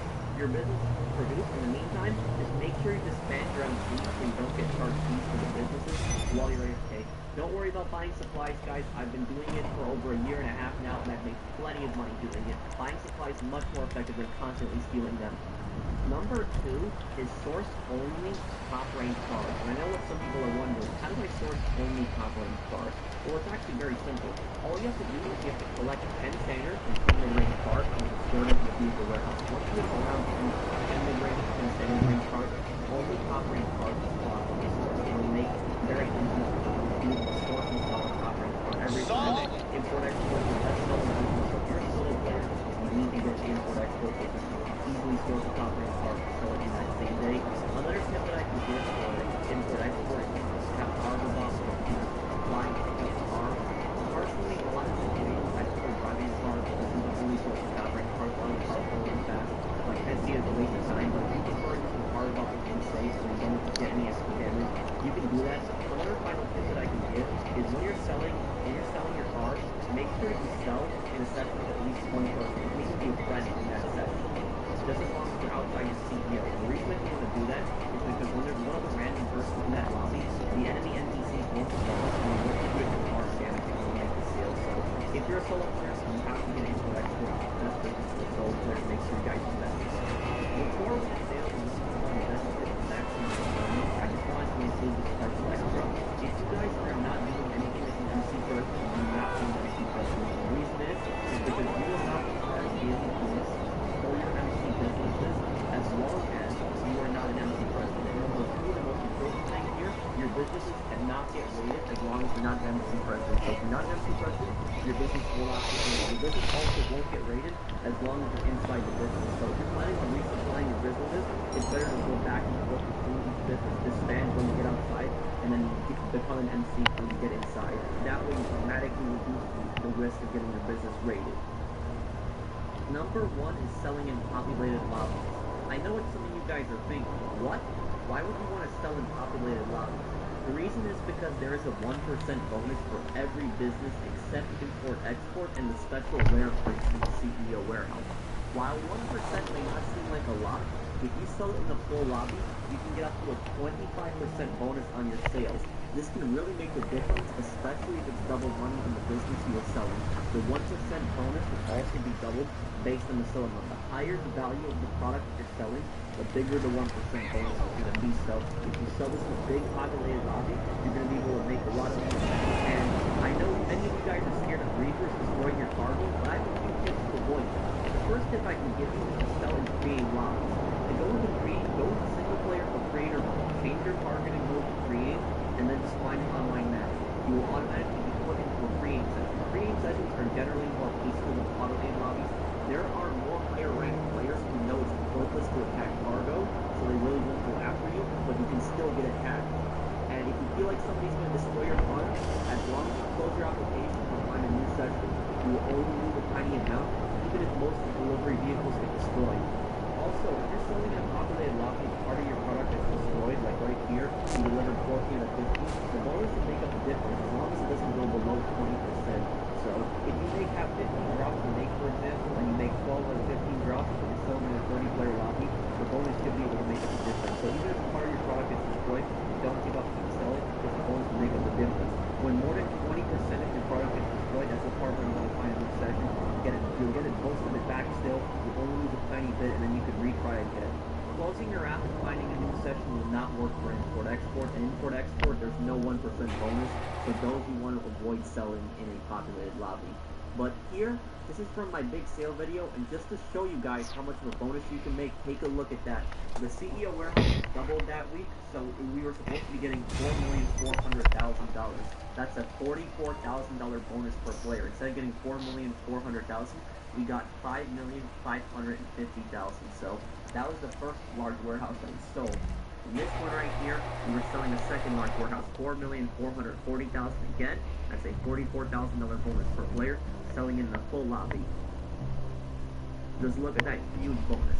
We made an extra $1,150,000 just from the 1% bonus, selling in a full lobby. So it is worth selling in these populated lobbies. And if you know that was during double money, you get even more money than 1% bonus. Still worth selling in those populated lobbies. People might stop going money in businesses because you do get a little more money. But in this case right here, you guys are seeing me, I'm selling my full net lab. And there's some 45% extra this week on the MC businesses. But I'm going to say the exact same thing. I do have a free podcast. People are probably watching this thinking, what? You realize everyone involved in this is gonna flip out when you steal their shit, right? I'm just saying, vanity. Earlier about finding new sessions. If some stupid reason comes after you and destroys your product, if they destroy even 2 to 3 vans and you find a new session, you'll get the majority of your stuff back. So you can minimize the risk of selling these populated lobbies. And I fast forwarded the clip right here just to show you guys. I did edit this footage, I blew it up, I went to a new section, I go right to the next lobby, and go to this right here.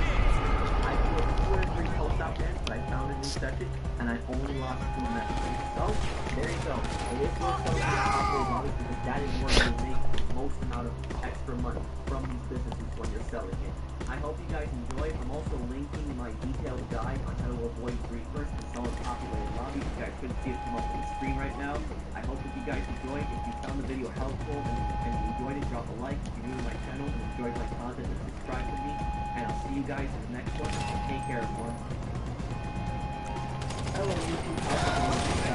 Today, and I want to wish everyone a happy Thanksgiving. As you guys know, I trained a custom air race right here, straight line race, yesterday for 2 cities to get back to 3 miles in diameter to determine which aircraft is the fastest top speed. This test does not take into account other factors such as stability or acceleration. It's only based on fastest top speed. For which aircraft, when it reaches the max speed limit, which aircraft has the fastest top speed can cover 3 miles per second.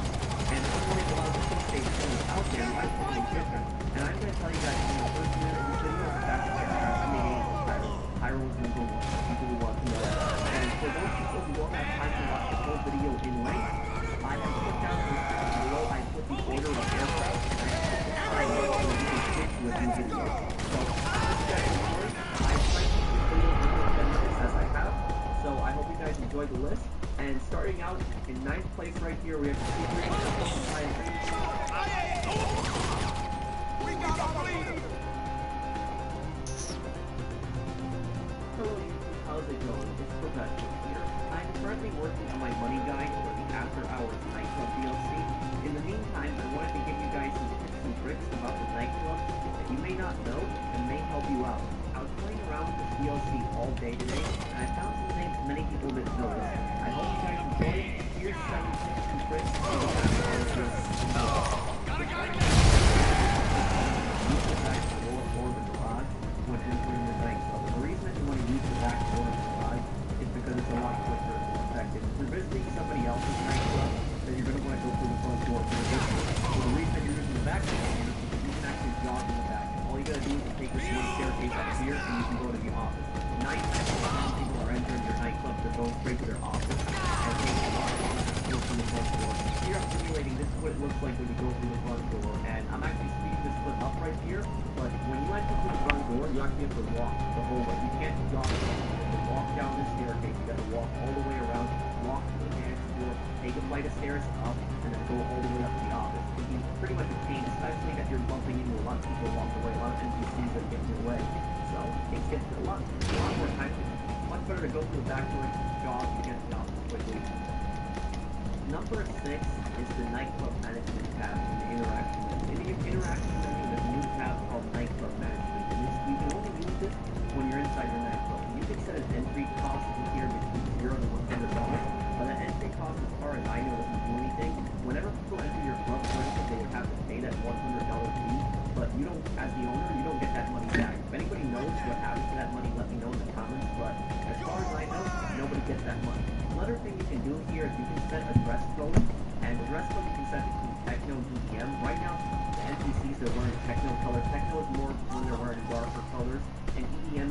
are in bright colors, like bright orange, bright red, bright blue. I personally prefer the bright colors. You can also set what parts of the company they can access, whether they can go to the UK stand, whether they can go to the office, whether they can go to the lower level, so you can limit people on what specific areas of the club. That's what 5 night club earnings. And night club earnings, this is different from the earnings that you get in the basement, because the basement is always looking for the combination of one another. And night club, it is for you to $70,000 each. $70,000 in safety, you get the second only with free, so the club takes the first one for cash, feel like it's easy to get, and about to get left. That club looks better than the higher end stuff has collections, and then the club looks less like the stuff that's operating. So it'll take about every 48 minutes, every in-game day, it'll produce $10,000, assuming its popularity level is the highest. And I expected that we were going to make income from this every in-game day, but I didn't expect it to be this low. I expected it to be a lot higher than this.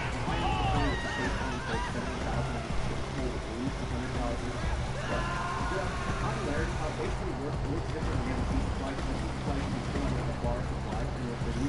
Like the popularity when it's put as high as possible is the one that's $10,000 every 48 minutes. So if you look right here, right now it's at 9,000 per daily income. So popularity increase, popularity decrease. In order to increase popularity, you have to do the promote club missions. So if you want to keep it at $10,000 every 48 minutes, you have to keep the popularity at the highest possible. The missions, they're not really that bad.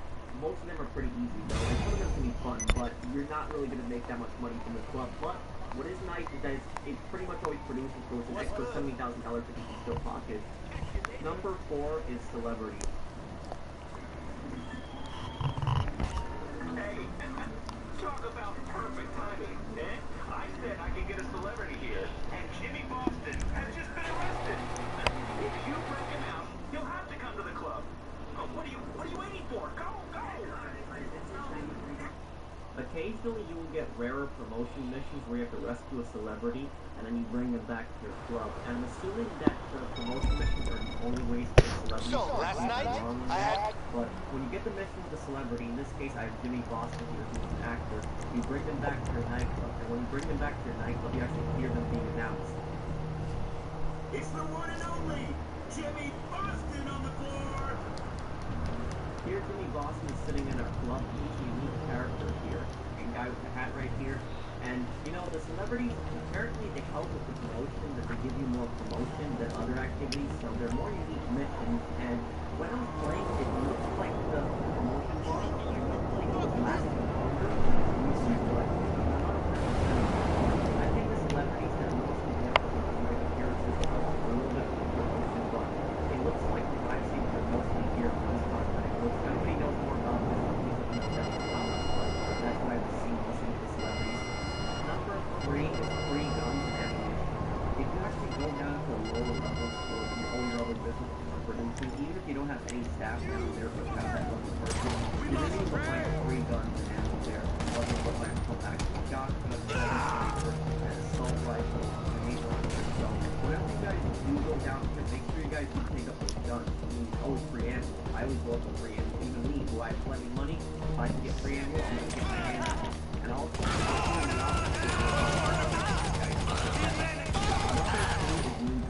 when you go to the bar now, there's multiple drinks to choose from instead of in the past other establishments where there's just one single drink you could choose.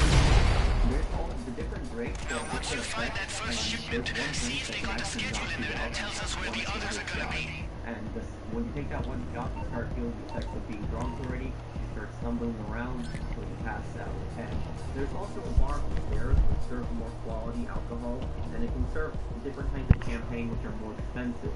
When you do pass out, however, you get teleported somewhere randomly around the map. In this Once case, you figure out where the other shipments are, destroy as many as you can. The less equipment they get to the police station, the easier this is going to be. All the regular drinks they have downstairs, they all have quality ones. They have a campaign dining. $150,000. You perfectly here to have some of the champagne. This is what happens.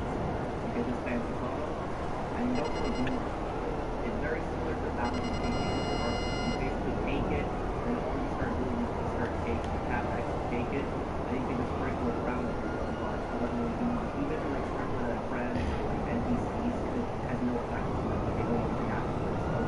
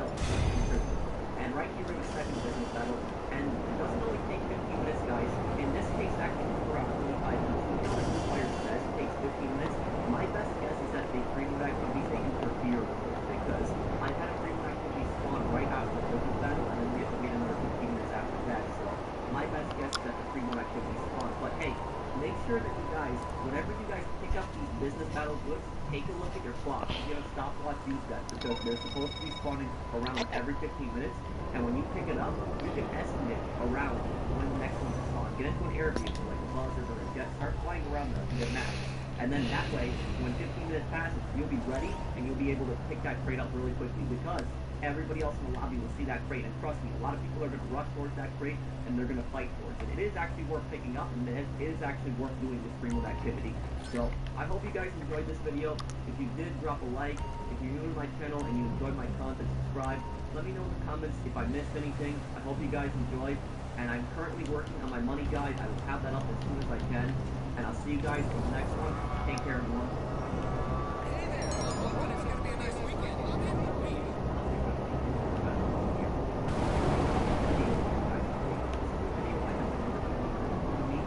Gosh.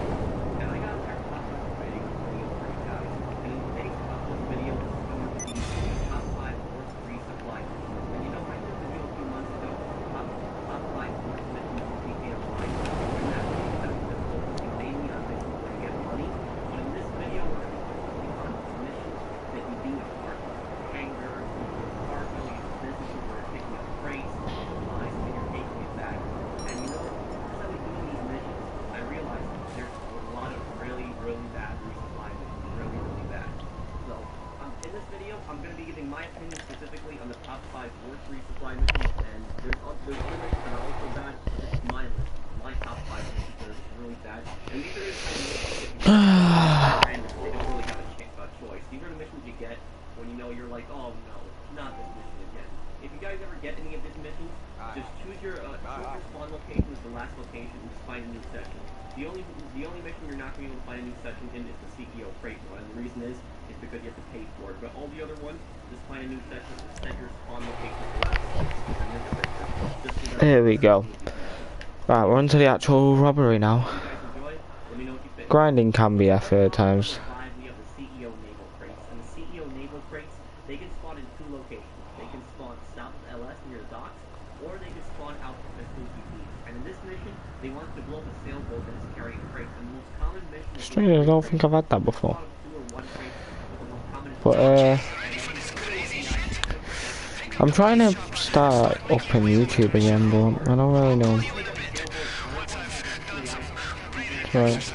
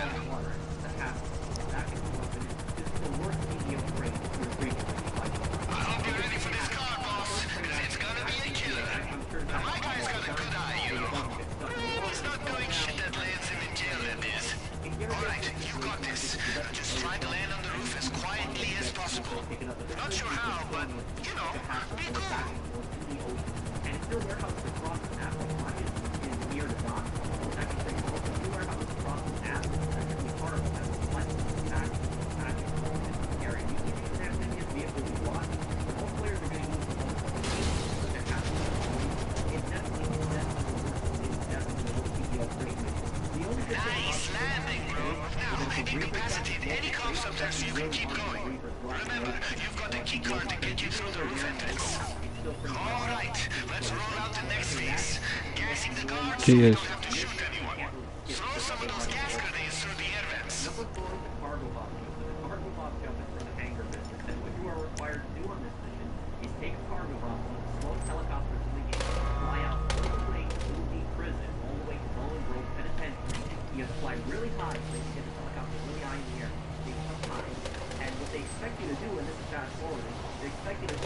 he carries you down, and he carries you all the way down into the prison. You have to go all the way down here into like the central courtyard area right here. And once you get inside here, they expect you to essentially kill all the guards.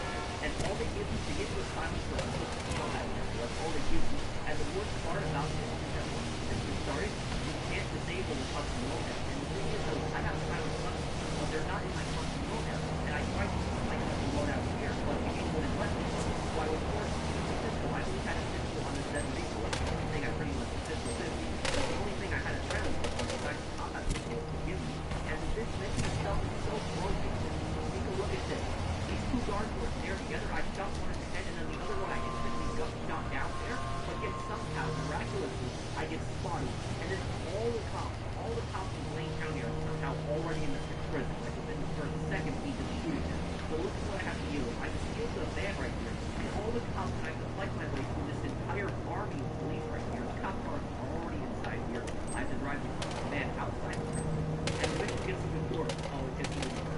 So once you're outside the prison, this van, and this is only for one crate, guys. I'll go through all this trouble just for one crate, yeah. And on the hangar, you can actually destroy the vehicle to actually pick up the crate and make it easy.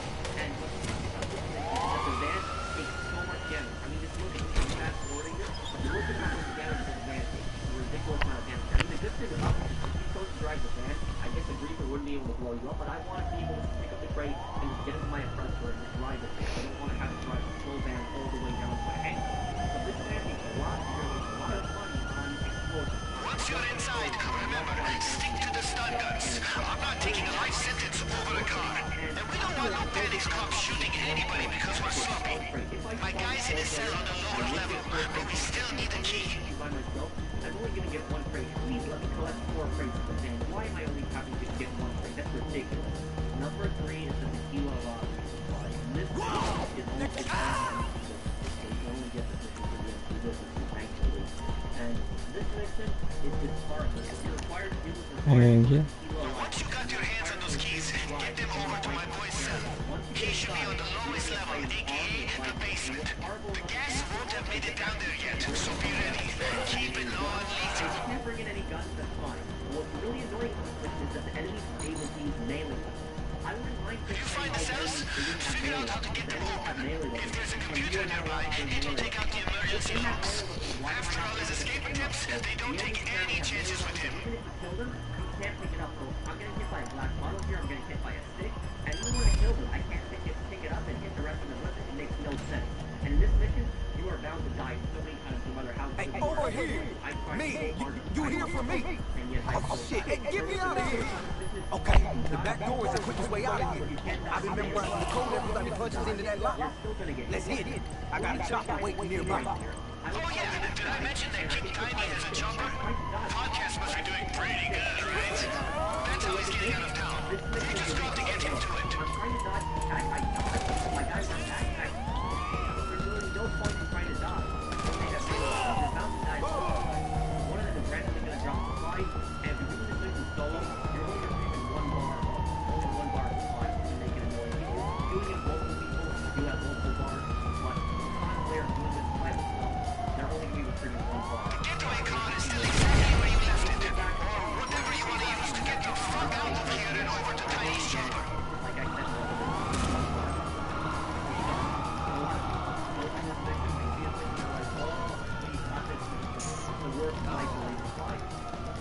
Get us away from 5-0. I'll tell you what's good with the car once you drop me off in one place. if it's his first night shooting, it's pretty easy to take there and take back to your boss. It's not that hard. But the least thing that people know is the night before they go take the car. And then we have to go all the way down to the fight. We have to take the white.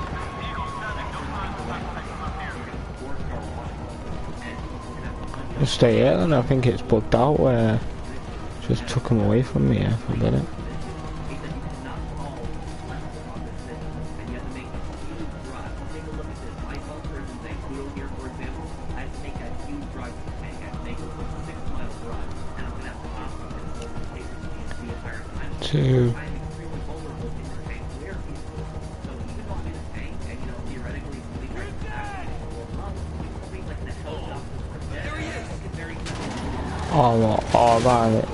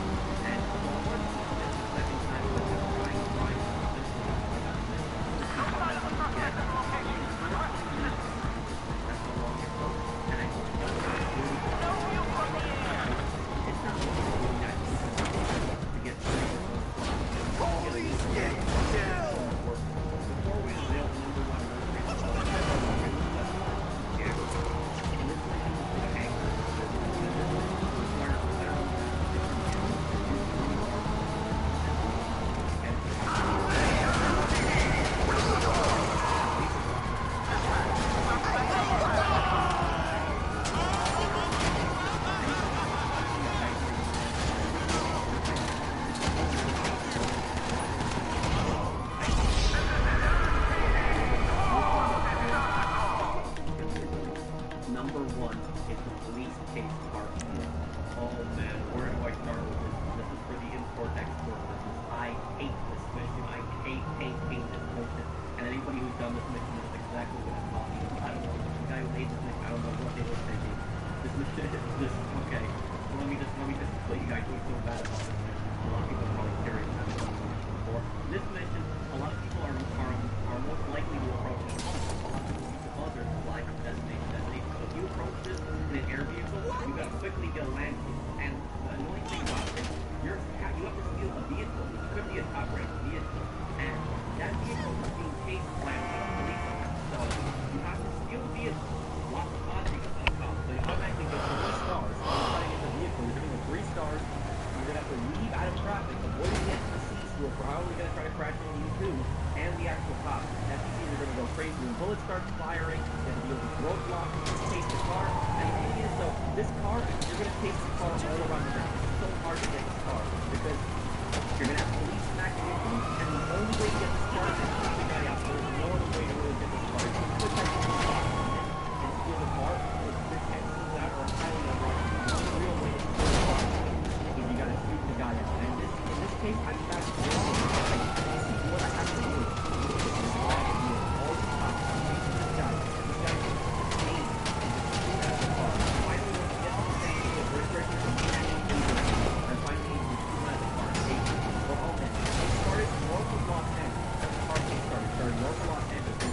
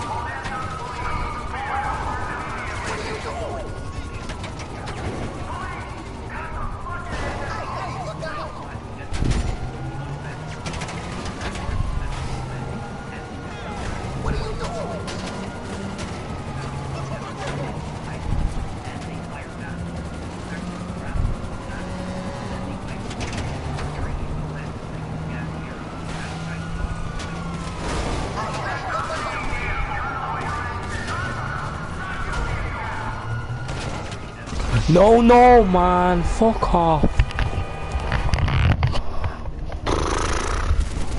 Whereas Molotov, great aircraft, and pretty much anywhere you want it, very fast, faster than the laser and the Heisman. Fantastic. This will early on. If you get into a dogfight with another jet, usually jets will be able to outrun missiles if they keep flying in circles. But if you get really close behind somebody and escape by time, it makes it fire out there. Don't get blown up.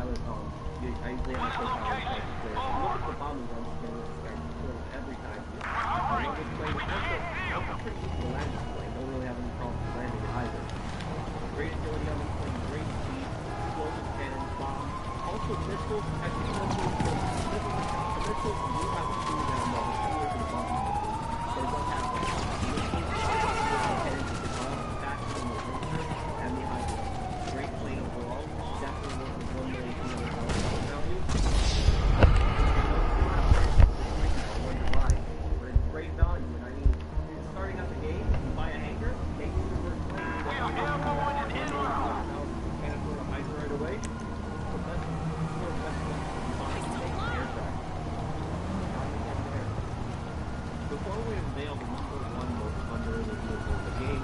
We would speculate and we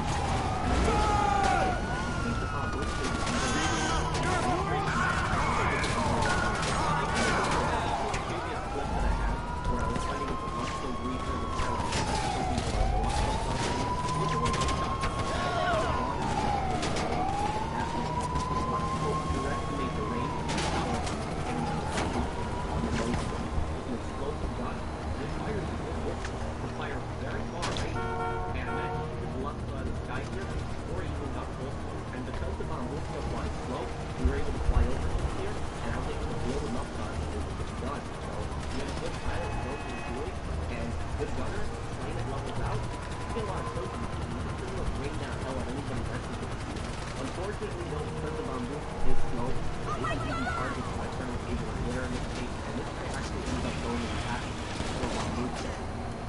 Number 1 in this list is Saturn helicopter, possibly a total of 1,750,000 right now. Take a look at the Saturn helicopter. Amazing, look at that huge shot. And the Saturn is my personal favorite helicopter, but that's the case of the helicopter. And the reason I'm talking about this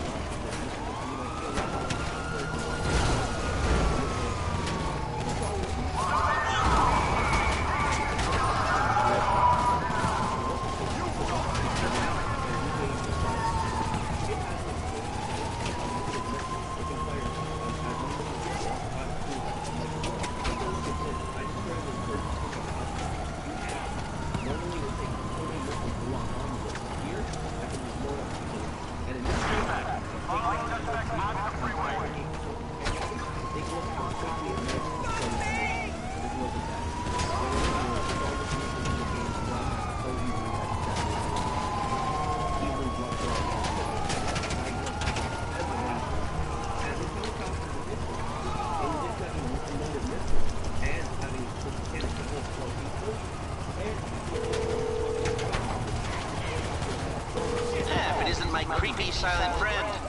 How can I help? I'll be keeping my eye on you. Goodbye. Take a look at this case right here. You'll see Los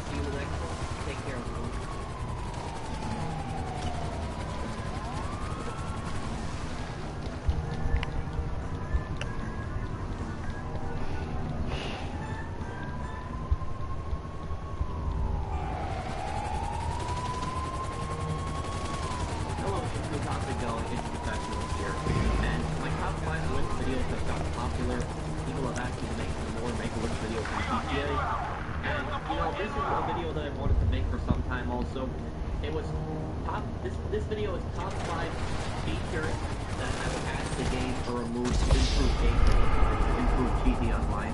These are things that I've just come across so many times that, you know, I think, you know, really, that could be improved, that could be done better. And I think a lot of people would like it. And a lot of these choices that I picked here, a lot of people support these. I think the majority of people would support these changes.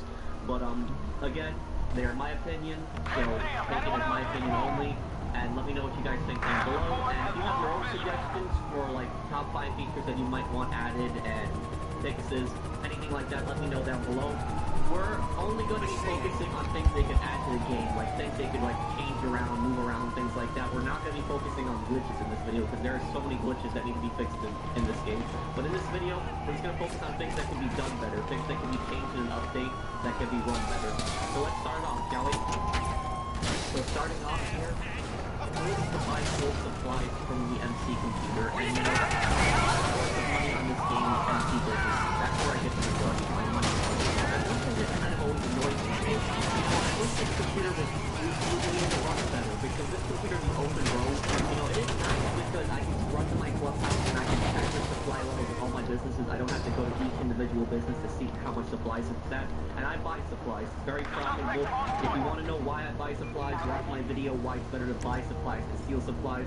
But anyways, this computer should have the option to buy supplies, in my opinion.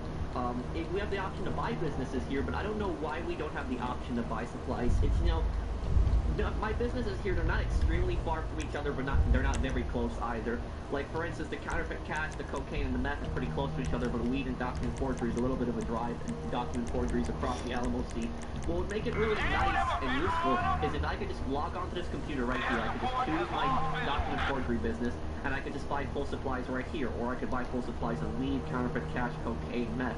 If I had one computer where I was just running all the things, it would save me a lot of trouble because then I wouldn't have to go back and forth to this business, to this business, to this business, and buy supplies, resupply. So, if I could just buy supplies right here from this computer, that would be nice. And also, they can add that to the CEO cargo. The CEO cargo, you know, one thing that's really annoying about CEO cargo is when you take it back to your warehouse, the fact that you gotta go all the way back to the office again, you gotta repeat and rinse over and over again. If you could just, on the computer, in the warehouse where you deliver the crates, you could choose another warehouse and just spawn 3 crates from that computer right there in the CEO cargo laptop, it would make it a lot more useful. So these computers, they have potential, but they can be able to be used for more. Like I should be able to buy full supplies, and in the case of cargo, I should be able to buy crates from the computer in the warehouse. It shouldn't force me to go back to the office every time. It's kind of annoying, and I don't like to go driving to each business. I think a lot of people can agree on this one. Number 4 on this list is increase the pay for stunt races, and adversary modes. You know, the problem with this game, and I've seen it happen so many times, is that Rockstar puts so many adversary modes in the game. There's so many different adversary modes I can't even name all of them. There's so many modes that I haven't even played. And, you know, there's all these stunt races in the game, so many of them. And, you know, these stunt races can be fun to play with your friends and mess around with. But if I'm trying to look for a public stunt race, and I get into one, for instance, or even an adversary mode in this case, and in this case right here, we are versing 15 other players. So we got a full stunt race, it's a 16-player race. The majority of players in this lobby are new players, and I got kind of lucky that I got matched up in that lobby, and I managed to win first place in this race. I'm not the greatest racer, but I tried my best, and I managed to win first place. It was a 2-lap race here, and what kind of really was disappointing is, right after the race, I only got 22 grand for being first place. And I went through this whole race, I did 2 laps, and I only get 22 grand, that's it.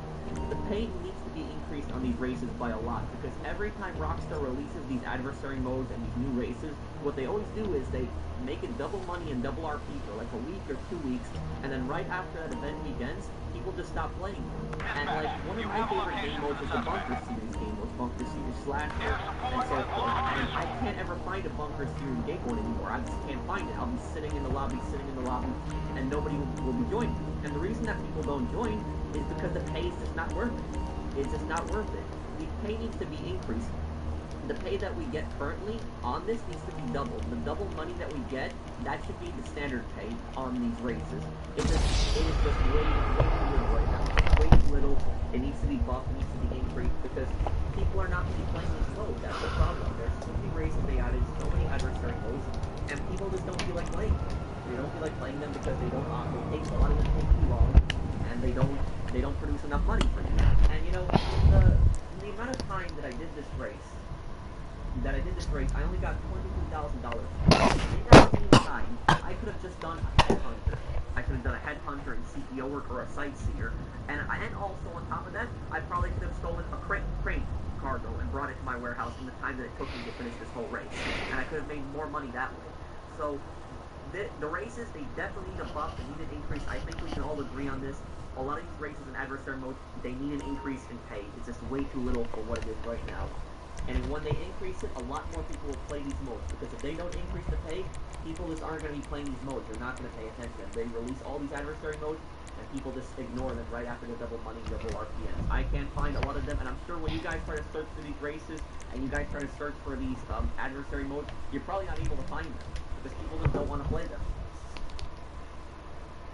Number 3 on this list is being able to upgrade MC delivery vehicles, and I guess we could throw in anger vehicles on this as well.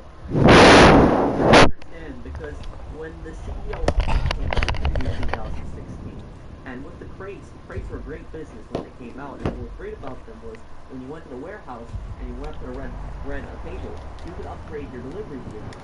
You could upgrade the Titan and the Cuban plane. You could put on armor upgrades on them. You could put on a jammer that your co-pilot could use. You could upgrade the armor on the tugboat, and you could increase the tugboat's speed. You know, things like that. Increase the armor on the Brigade truck.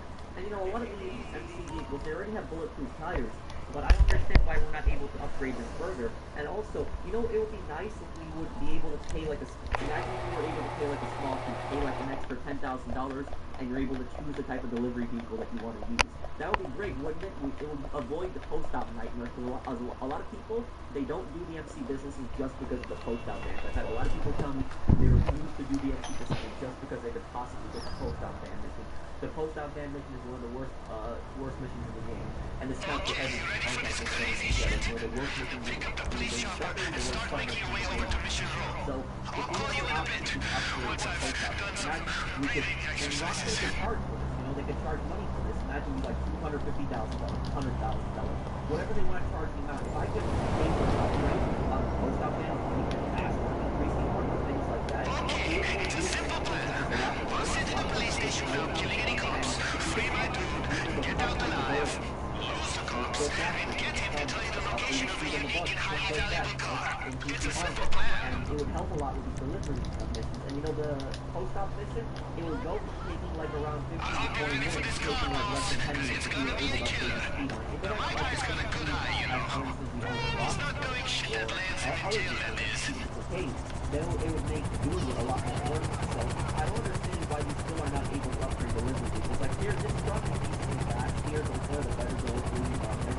This truck would have better armor though. Okay, just land on the roof, nice and easy, like your helicopter does this all the time.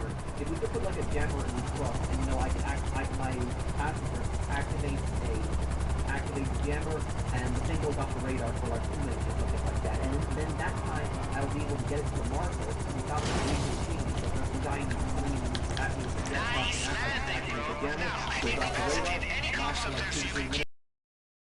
You've got the key card to get you through the roof entrance. Alright, let's roll out the next phase. Gassing the guards so we don't have to shoot anyone. Throw some of those gas grenades through the vents. Increase the armor. Give a lot of the delivery vehicles clearance on hangar missions. That would help with it.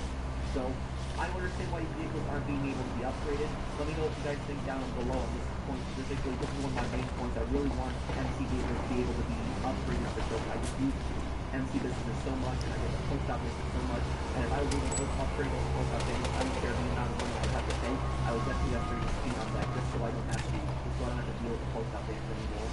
Number 2 is a passive mode region. I think a lot of people saw this one coming. Passive mode definitely needs to be changed around. I don't have anything against passive mode, but I have something against people using it to sneak up on other players, especially weaponized vehicles and killing them. But take a look right here. I was in an oppressor, I was in passive mode, and I gabbed it, and I blew my friend up here. He had no chance to even react. And people do this all the time. When they go into passive mode, and they sneak up behind somebody, and then they get out of passive mode at the last second, and they blow somebody up. And the problem with passive mode is that it only has a 1 minute cooldown. If I was in charge of it, I would make it a 1 hour cooldown. there's no reason that you should be going through passive mode and going back at it so frequently every other minute. It should be 1 hour. That would limit the amount of times people can use it. Nothing, I don't have anything against passive mode. If people want to get out of that, this is not the way that it's supposed to be used. You can't use it to sneak up on people like this, especially weaponized vehicles. And if you're into a weaponized vehicle, it should kick you out of passive mode. Just like if you're in a Luxor or a Swift and you get into passive mode, I'm sorry, Luxor Deluxe, and you use passive mode, it'll kick you right out of it. So, Once you're inside, remember, stick to the stun guns. I'm not taking a life sentence over the car. And we don't want our panics club shooting at anybody because we're sloppy. My guys in the cell on the lower level, but we still need the key. My jet passive mode. Well, then, another potential solution would be that if there's a jet in passive mode, they can't get out of passive mode when you're in that weaponized vehicle. That would be another solution. This happens all the time. Once you got your hands on those keys, get them over to Envoy Cell. He should be on the lowest level of the E in the basement. The gas is not depleted down there yet, so be ready. Keep it low and lethal. This is not the way that passive is meant to be used. I'm flying a jet, I'm getting locked onto by a few missiles, all I need to do is enable passive. I don't need to take You find the cells, figure out how to get them over. If there's a computer nearby, it will take out the emergency locks. This is not the way that After all passive these is escape meant to be attempts, used. they don't And take take a any look right chances here. with you. All I need to do is just get up behind the person, get out of passive mode. He can't kill me while they're passive mode. Get out of it at the last second, get behind him when I feel comfortable, and blow him up. So passive mode definitely needs a revamp in 2018. And here, before we get to number 1, we have a special support person. This is what I would say to the game. And I personally like playing golf, but I know a lot of people don't like playing golf. They play tennis, and they're playing The back door is the quickest way out of here. I've been memorizing the code everybody punches into that lock. Let's hit it. I got a chopper waiting nearby. Say like 12 people in the golf. Each person entering would put in like 25 grand. And in like first place would win like $100,000. And it would be like money to like win first place. People would play the activities also to make money. A lot of us would play these activities and play based on the winning. And like you could even like expand it, like maybe make a golf tournament for instance of like eight players. And like each player puts in like $100,000. And then like first place is like 800,000. Or then you could have like a second and third place prizes for those. If like people knew that they were making those, and like whoever is a better one at playing golf or playing tennis, and they can make some serious money doing this, then a lot more people would play these goals. I don't see why they couldn't put tournaments in. I think it would be pretty fun, and I think it would be pretty fun watching a few tournaments of different players getting eliminated. Get us away from the a lot of money. I'm going to go to the car once you drop this car.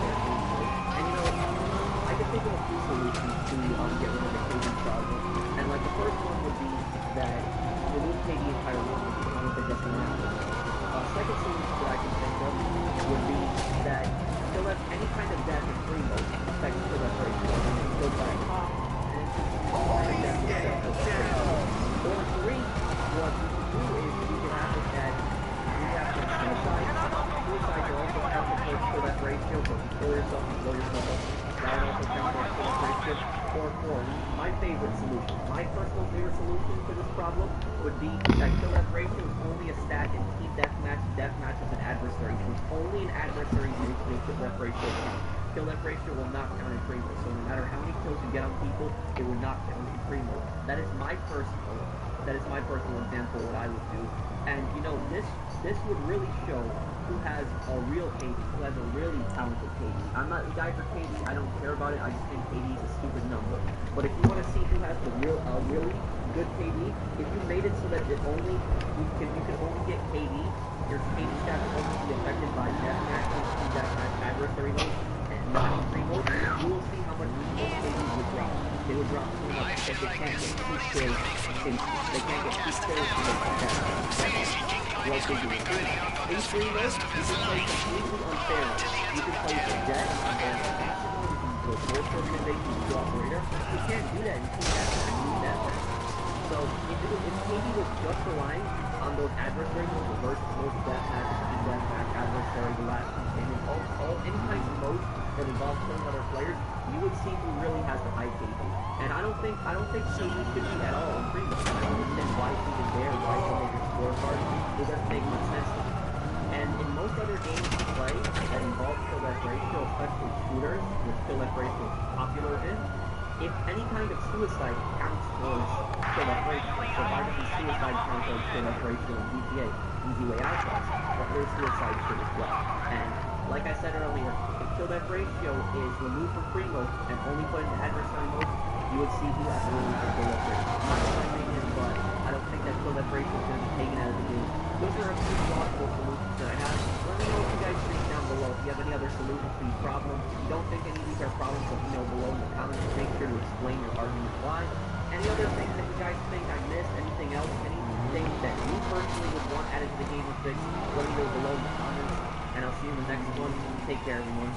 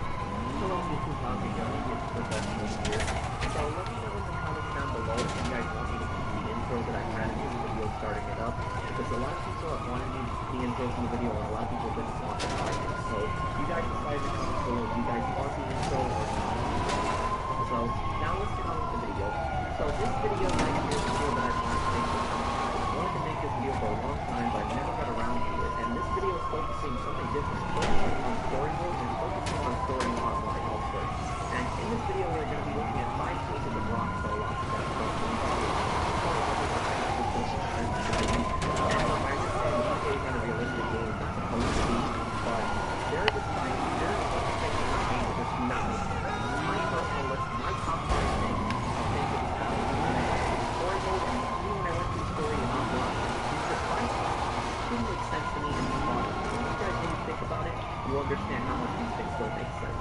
So let's get on with it. Let's start the video.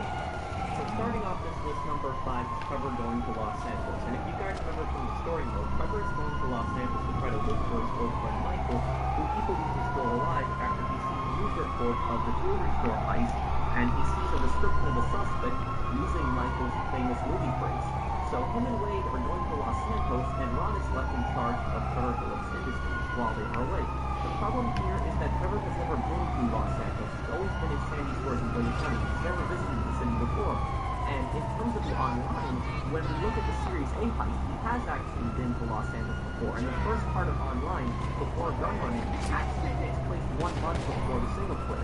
So it doesn't make sense. He's never been to Los Santos, but then he has actually been to Los Santos 1 month before. You know, the whole concept doesn't make sense. Here, let me show you an example. So this right here is the scene when Trevor pulls up and sees the city for the first time.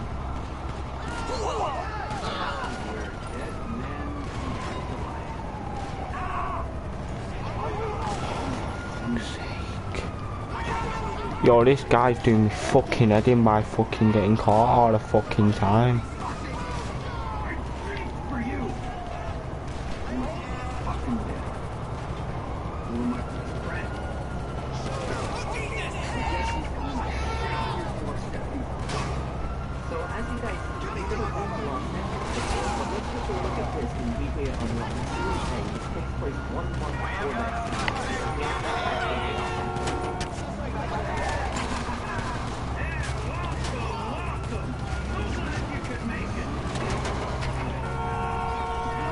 Hurry up and get the fuck in then. For fuck's sake, man.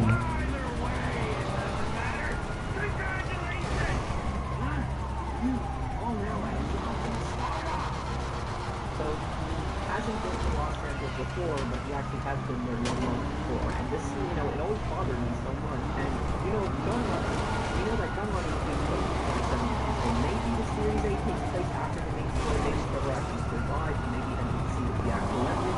But, you know, Rockstar Logic is able to explain to us how Trevor was in Los Angeles, even though he wasn't before. And also, another thing here is he leaves Ron in charge of Trevor Phillips Industries, in charge of his gun and meth business while he's away. But in this scene, he has Chef with him, and he has Ron with him. So who is running his meth and gun business when they're all here? You know, the whole concept doesn't make much sense. And I understand, you know, it's not making really good. Fuck off. Los Angeles has never been here before. Number 4 on this list is Union Depository hasn't been robbed before. And what I mean by this is when you're planning the big one, the Union Depository heist in the single player, what doesn't make sense here is that Lester mentioned that this place has never been successfully hit before, and that they will be making full history when they rob it. But when you go to online and you do the import-export ramp buggy mission, there's a crew that's already robbing the Union Depository and helping successfully escape it. Here, listen to Trevor mention that it's never been robbed before.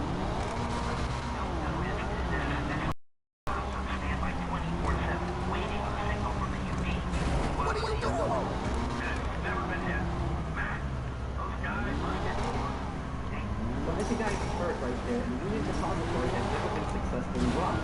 Now let me show you the multiplayer mission, the ramp buggy mission with import-export, the CTO one, which clearly shows the place has been robbed successfully.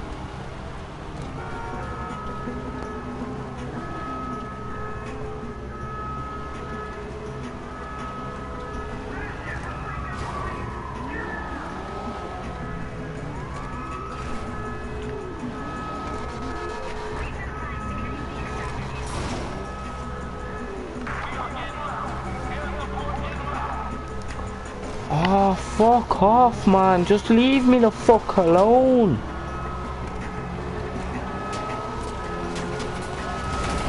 You're a fucking piss take, man.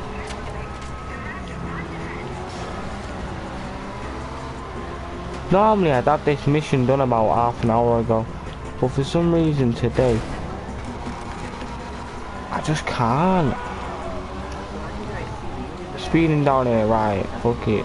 Need a proper escape, because if it's a 4 fucking star, I'm at least 4 stars recently. So 4 years after the story mode, Lester still mentions the Union Depository as if it's never been robbed. One step closer to taking him down. You know, if we pull all this off, take down Avon and Clifford, we won't have to rob the Union Depository. They'll give us the key. Number 3 is the train and the derailed thing. And derailed is a mission of the main story mode, and this mission involves Michael and Trevor robbing a train that belongs to Merryweather. And in this mission, Trevor takes a sand-tipped dirt bike, jumps on top of the train, races to the front cabin, and hijacks the train. The problem with this mission is that the train is going the wrong way. If you go, there's only one track. There's not 2 tracks, there's only 1 track. And if you look at the train in regular story mode and even online, the trains only go in one direction, and they go in the opposite direction. Trains in this game never go in this direction in this set of tracks, except in this mission. The train is going in the wrong direction. It never changes track. It only stays on this one specific track. And then when it gets to the bridge, it travels into another train. So basically, there's another train that's already coming towards you. And you know, the mission would make a lot more sense if Trevor knew which track, you know, he put the train on a different track, but instead he's staying on the same track. And you know, the train is supposed to stop here at the Merryweather base, but he keeps going in the track right here until he crashes into another train on the bridge. And what makes no sense here is how does he find when the other train is going to be there? You know, the most likely scenario would be that he would hit it in the tunnel, or he would hit it somewhere outside the bridge. But no, he hits it right over the bridge. Somehow he perfectly timed it. So they're both going to smash into each other. One train is going in the opposite direction, you know, another train's down. And they both crash into each other. Everything falls right down. Nothing gets stuck on the bridge. So this is really didn't make much sense how the trains are only going in one specific direction.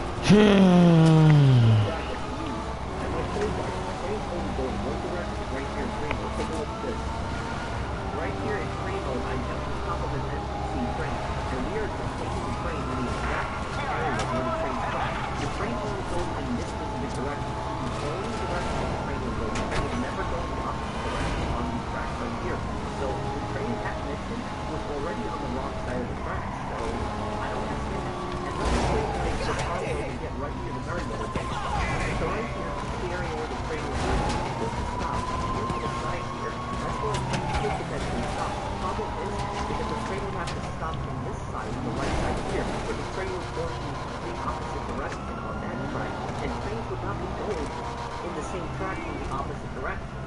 So where was this train on this side originally going? Was it supposed to stop here and they were both supposed to stop in front of each other? You know, the whole concept doesn't make much sense. Where was this train going? Number 2 is Agent ULP Dead or Alive. Agent ULP is this guy in the black suit right here with the glasses.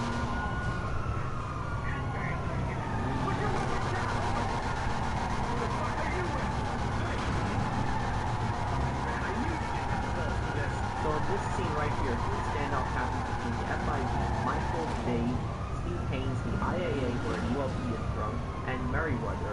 And a firefight ends up breaking out here, and Agent ULP gets killed by Michael. You actually have to kill Agent ULP in order to advance. But this takes place in 2013. The story will take place in 2013. The Doomsday Heist, Agent ULP returns in it, but the Doomsday Heist Where? takes place in 2017, as indicated by... Oh, right, no, that's bullshit. But apparently comes back 4 years later, but it makes much sense. So let's say guys here and judge it for yourself. So right here is the Marvel Legends Parade in ULP. Take a look at this right here. You can see the red dot on the map. Look at this. Right here on the left, he's dead. He's down and down, he's dead. I can heal him as much as I want now. So Michael has to kill him in order to advance on this part. Technically, sneak around him, but he's really in the way. He's guarding for him. So it's indicated that he's doing his radar. So he ends up dying in this scene, but for some reason, no matter how many times he shoots him, he comes back 4 years later. Take a look at this. Okay, wait, hold on here, wait.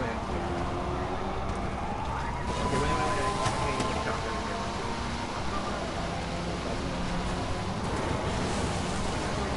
You gotta shoot his shield. This is the guy from the BJ floor of the UL paper mission. So right there, you guys heard my live reaction. Agent ULP is also from BJ4.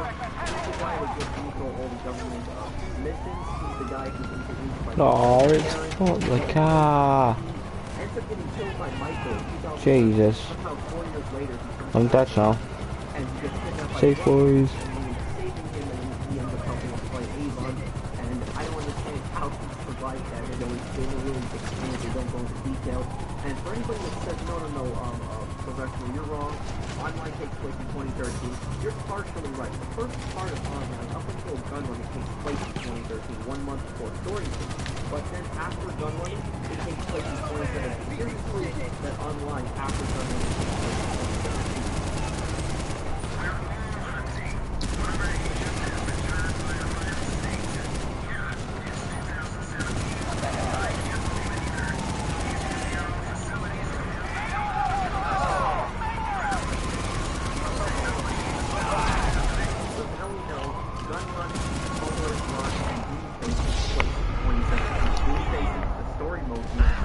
Takes place in 2017. So somehow Agent ULP survived that altercation with Michael.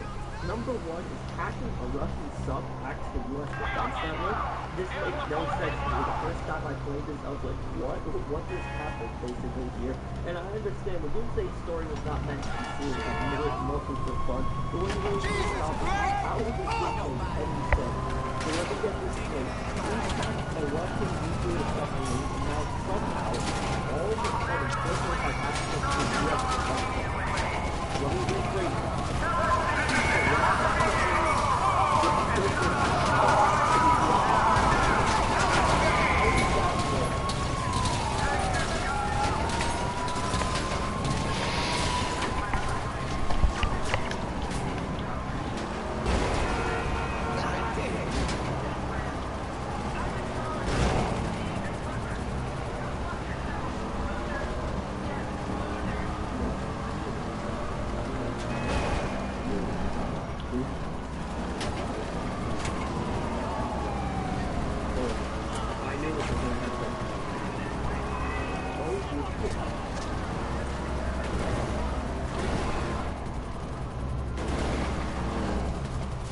Some people will say, well, he didn't get server power just through the Russian submarine. He also gave him power by hacking on the server farmers and hacking on new things.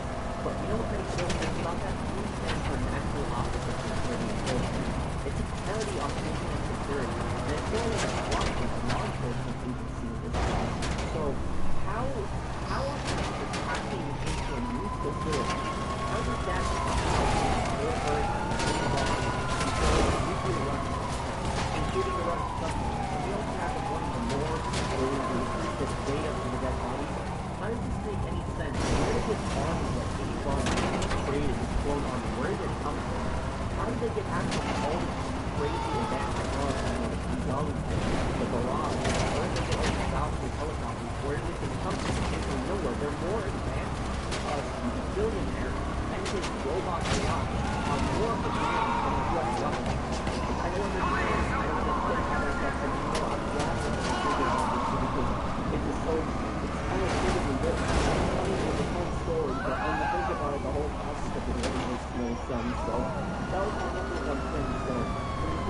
it, put all this together, the server farm, the board, how did he end up helping Blizzard get control of these nuclear weapons when he had to fight with the two parties? So had he arose Russian submarines somehow distant power over the U.S. defense network and allowed him to build up these crazy advanced arms that's more advanced than the U.S. military, and breaking into a war, looting dead bodies from that, and somehow giving them access to nuclear weapons, I will not understand how that works.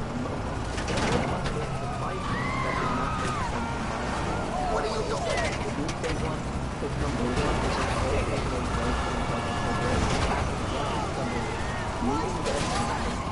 And somehow breaking into some underground facility and hacking a few computers to give you control of the whole US defense network and make control of a whole bunch of banks on this and control this stuff. Well, we also have this control army that's out of nowhere that never explained, and if you have these huge armies, why do you keep them to complete this mission for him? Why do you have to go right now and do this for him and then screw them over? So I hope you guys enjoyed this video. I hope you guys enjoyed what they did. They won't have to do this on this because it was just so outrageous by everything that's happening. And this is my opinion. This is my story-wise. I understand there are so many different other Rockstar logical stuff, but it's just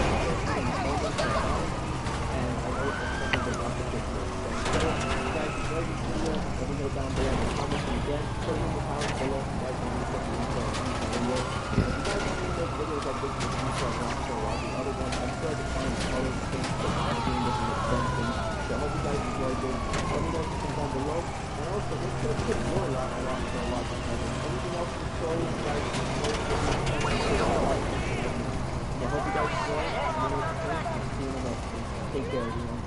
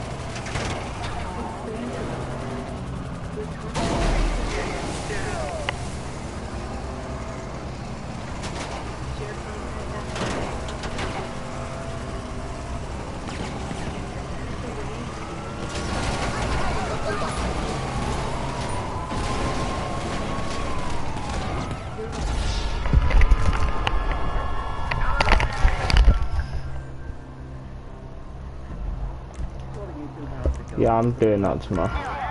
This is too much for me. More tips and tricks that I found on the Doomsday heist that might help you guys out. And while I was doing the criminal mastermind, I was experimenting with many things that could help in these heists and make it easier. So let's start off with number 7 here on the onboard computer prep. This is the final prep mission of Act 3. This mission involves you have to damage a jet and follow it until crash. Yeah, I'm gonna quit this and I will probably stream either later on today or I will, yeah.